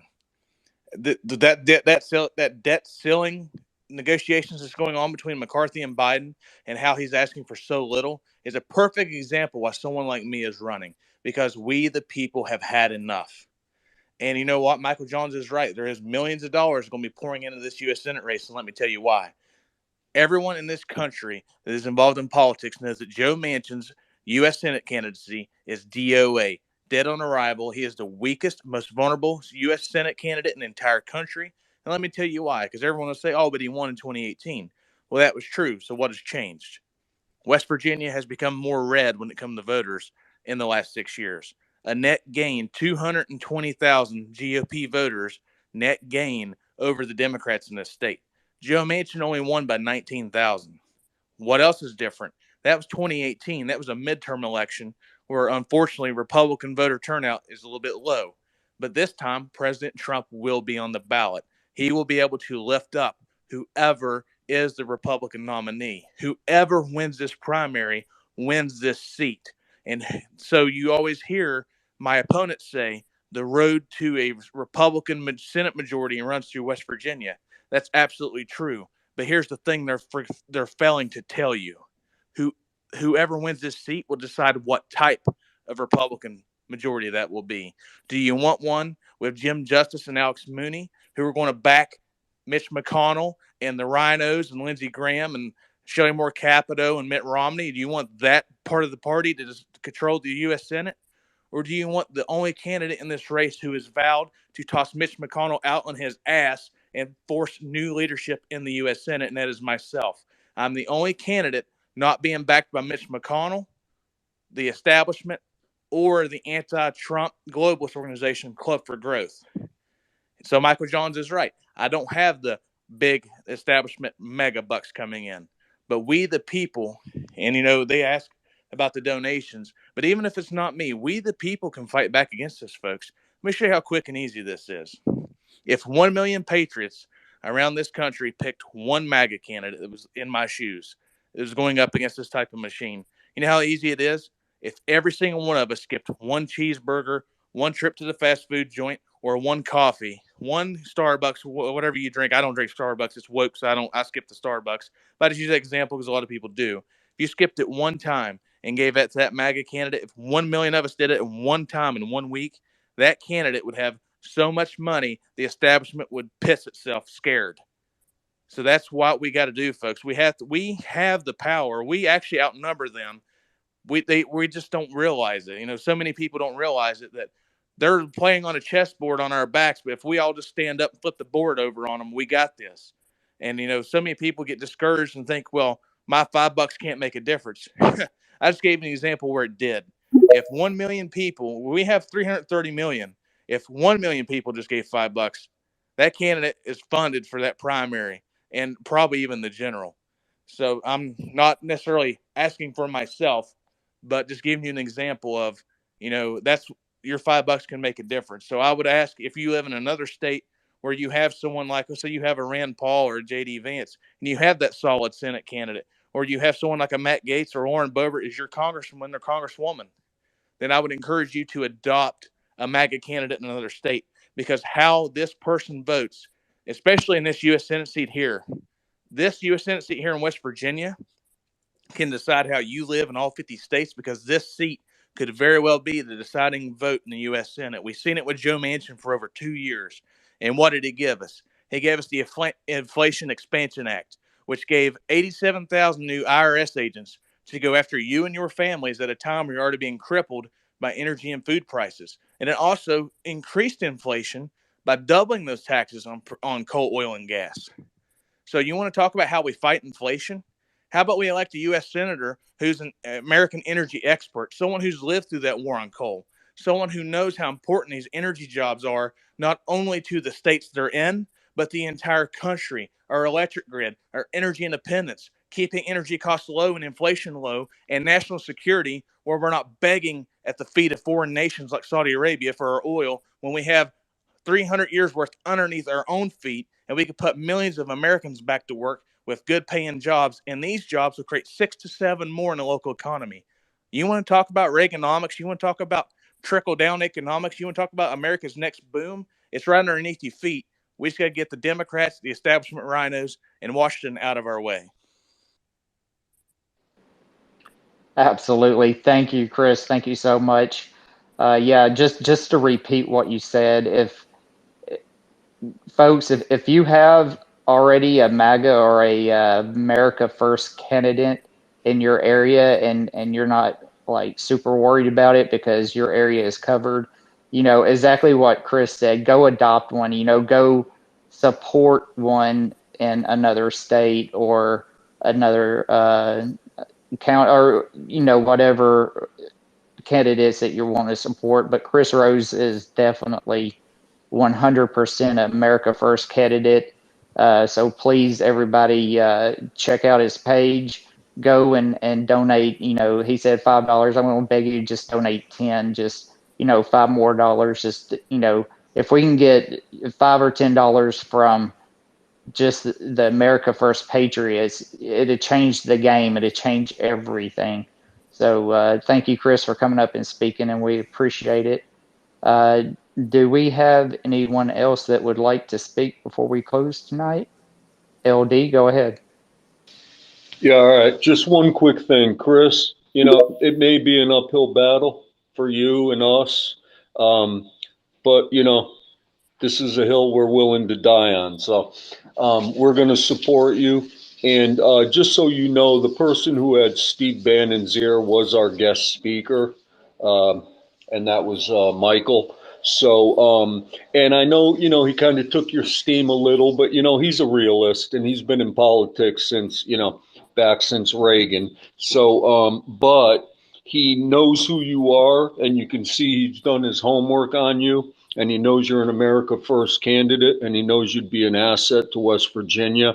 So we planted the seed in his ear, and we'll be talking to him, and we're going to see if we can get you on the war room. And I don't know how we're going to do it, but all of us together. He did say we, and that's important. We together can get you a Trump endorsement. We've been sending out tweets to all the influencers we've had on, people like Laura Loomer and Matt Couch and all those big names, Roger Stone. We started some tweets for you yesterday, and we're going to try and link one every day for a while until you can get on the war room. And, we'll continue to support you after that too. So, keep up with your game. You're kicking ass out there, and, uphill battle, but we can still win, right? So anyway, thanks for coming back in, and everybody please support Chris Rose. And thank you for that. And I do agree it's an uphill battle, but keep in mind, folks, how these uphill battles can be won. 8 years ago today, President Donald Trump he only had 1% of the vote in the polls for the GOP presidential primary. So that hard work and that dedication, obviously he had the name recognition. But right now, like if Michael Johns wants to say, and I'm not knocking Michael, I mean, I know he's a realist and he's experienced in politics, and this is not a knock on him. But for any of them that think it's a foregone conclusion because the governor has this much name recognition or this much money, we're still almost a whole year out, baby. We got a lot of time to do and a lot of work. And don't get me wrong, that year will go by fast. But it's time to roll up our sleeves and get with it because, there is that opportunity. President Trump, like I said, then again, had more money and more name recognition. I know that. But he had to win 50 states. Only got to win one. So that's the good news there. But that 1 year is still a window of opportunity for us to roll our sleeves up, work hard, and turn this thing around. And there's actually some polling data where we're winning. There actually is some of that. WCHS out of Charleston, local news organization down there, ran a poll. 1,341 people voted. 52% picked us. Whether that's because they know about us or just because they don't like the other two, it's still a good building stone. And there's another internal poll that we ran where we're already beating Congressman Mooney. And that's actually ran by House of Delegate that's endorsed me, who does polling data. He called up over 1,000 registered voters here in West Virginia, and we were slightly behind Justice in that poll, but neck and neck. And this early out, that's a good thing, folks, because as I've worked to help get many other people elected, it's the first time my own name on the ballot. So overcoming that lack of name recognition is huge. You guys willing to fight hard and get me on stuff like War Room, that helps. Also, we'll be putting out contact information for producers. Not necessarily a big fan of Fox, but Fox and Newsmax will put up contact information out for people to hit their producers to ask for us to come on. And like I said, not a fan of Fox, but sometimes you got to go where the voters are. And if that's what they're watching, then we have to get in front of them. That's not an endorsement of what Fox News is doing. I think they're doing a terrible job, especially what they did to Tucker and Dan Bongino. But the stuff like that is tools we can use. We got to use them like a vessel, right? The same reason why we're using the GOP as a vessel, to save America. So I'm willing to use Fox News as a conduit to get to that West Virginian that's not watching Real America's Voice or not watching Newsmax or OAN. So that's some things, too, that you'll see come out. And we have phone banking opportunities. We definitely need people to help us make some phone calls. Call up West Virginia voters and let them know who we are, and maybe even ask them for $5. But we definitely have that database information that we can share with volunteers that are willing to do so. And I see the Brain has his hand up there, so I'll stop talking so the Brain can get in here. Oh, I apologize. There was no actual rush there, Chris. I was just, as soon as if you want to finish speaking, go ahead, and then I'll jump in. Sure. Yeah, so we're just looking for some people to help phone bank too, because West Virginia, we got a good ground game for us, people knocking on doors and stuff, but we definitely could beef up our phone banking personnel, and that's for people that's out of state. That's definitely one thing they can do for us, because you don't have to live in West Virginia to call a West Virginia number. So anyone that's willing to pick up a few call a few voters and explain to them why we're the best choice in this race, we'd be more than happy to have you aboard. Absolutely. And Chris, we need to talk to find out the best way to kind of trade information on that, so we can get that, to our people as well in our group, so we can start making a few phone calls for you. Also, I see MAGA Warrior is still in here. I would really like to get you two kind of acquainted and known each other. So, go ahead and message MAGA Warrior or vice versa. MAGA Warrior, you can go ahead and message Chris. Hopefully y'all get to talking, because I believe he's also got a line to Bannon's ear. So yeah, let's get that done, and get your name out there. I do believe once people know about you and once they understand that you're a true America First candidate, that you won't have any problem getting their vote. But I do understand it's hard getting your name out there, so we need to do all we can to help you with that. So with that said, go ahead, Brian, you can come on in. Well, basically, I just wanted to say in closing, again, Chris, you're awesome. Love you, brother. We got your back. And again, thank you to everyone who showed up in our space this evening. We can't do this without you. And on that note, in closing, at least, God bless each and every one of you and yours, and God bless America. Thank you. Absolutely. God bless America, Brain. Absolutely. Okay, so if we don't have any more questions and I don't see anybody requesting a mic, I would just like to thank everyone for coming in tonight and for listening and for asking questions. A lot of good information. I hope everybody will go visit the United24votered.org. It's up in the nest. Please bookmark that and check out Chris's space we had last week. It was recorded, so go ahead and check that out. It was an absolute awesome space. So please go and check that out. And if anybody doesn't have anything else, I'll wait a minute and then we'll go ahead and close.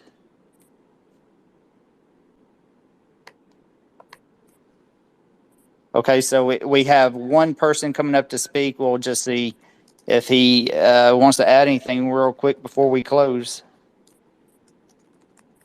And Happy, I try to get you to come back as co-host, but I don't know if the room's glitching or what.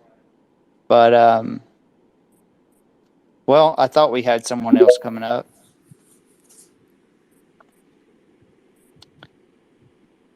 There we go. Did anyone have anything else before I close? You can go ahead and raise your hand. No? Okay, well, everybody, we appreciate you and we hope you come back. Remember, it's every Tuesday night at 8 p.m. Central Standard Time. Please DM us if you're interested in joining our group and getting involved. If you need information on getting involved, please DM us.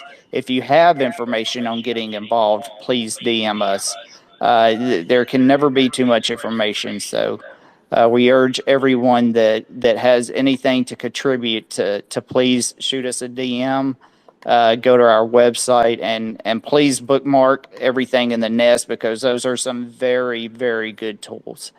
And all it takes is action. Action. That's all it's going to take to turn things around is action. So, everyone think of that, throughout your week. And I hope everyone has a good week and God bless everybody. Okay, so we're going to close. Thank you.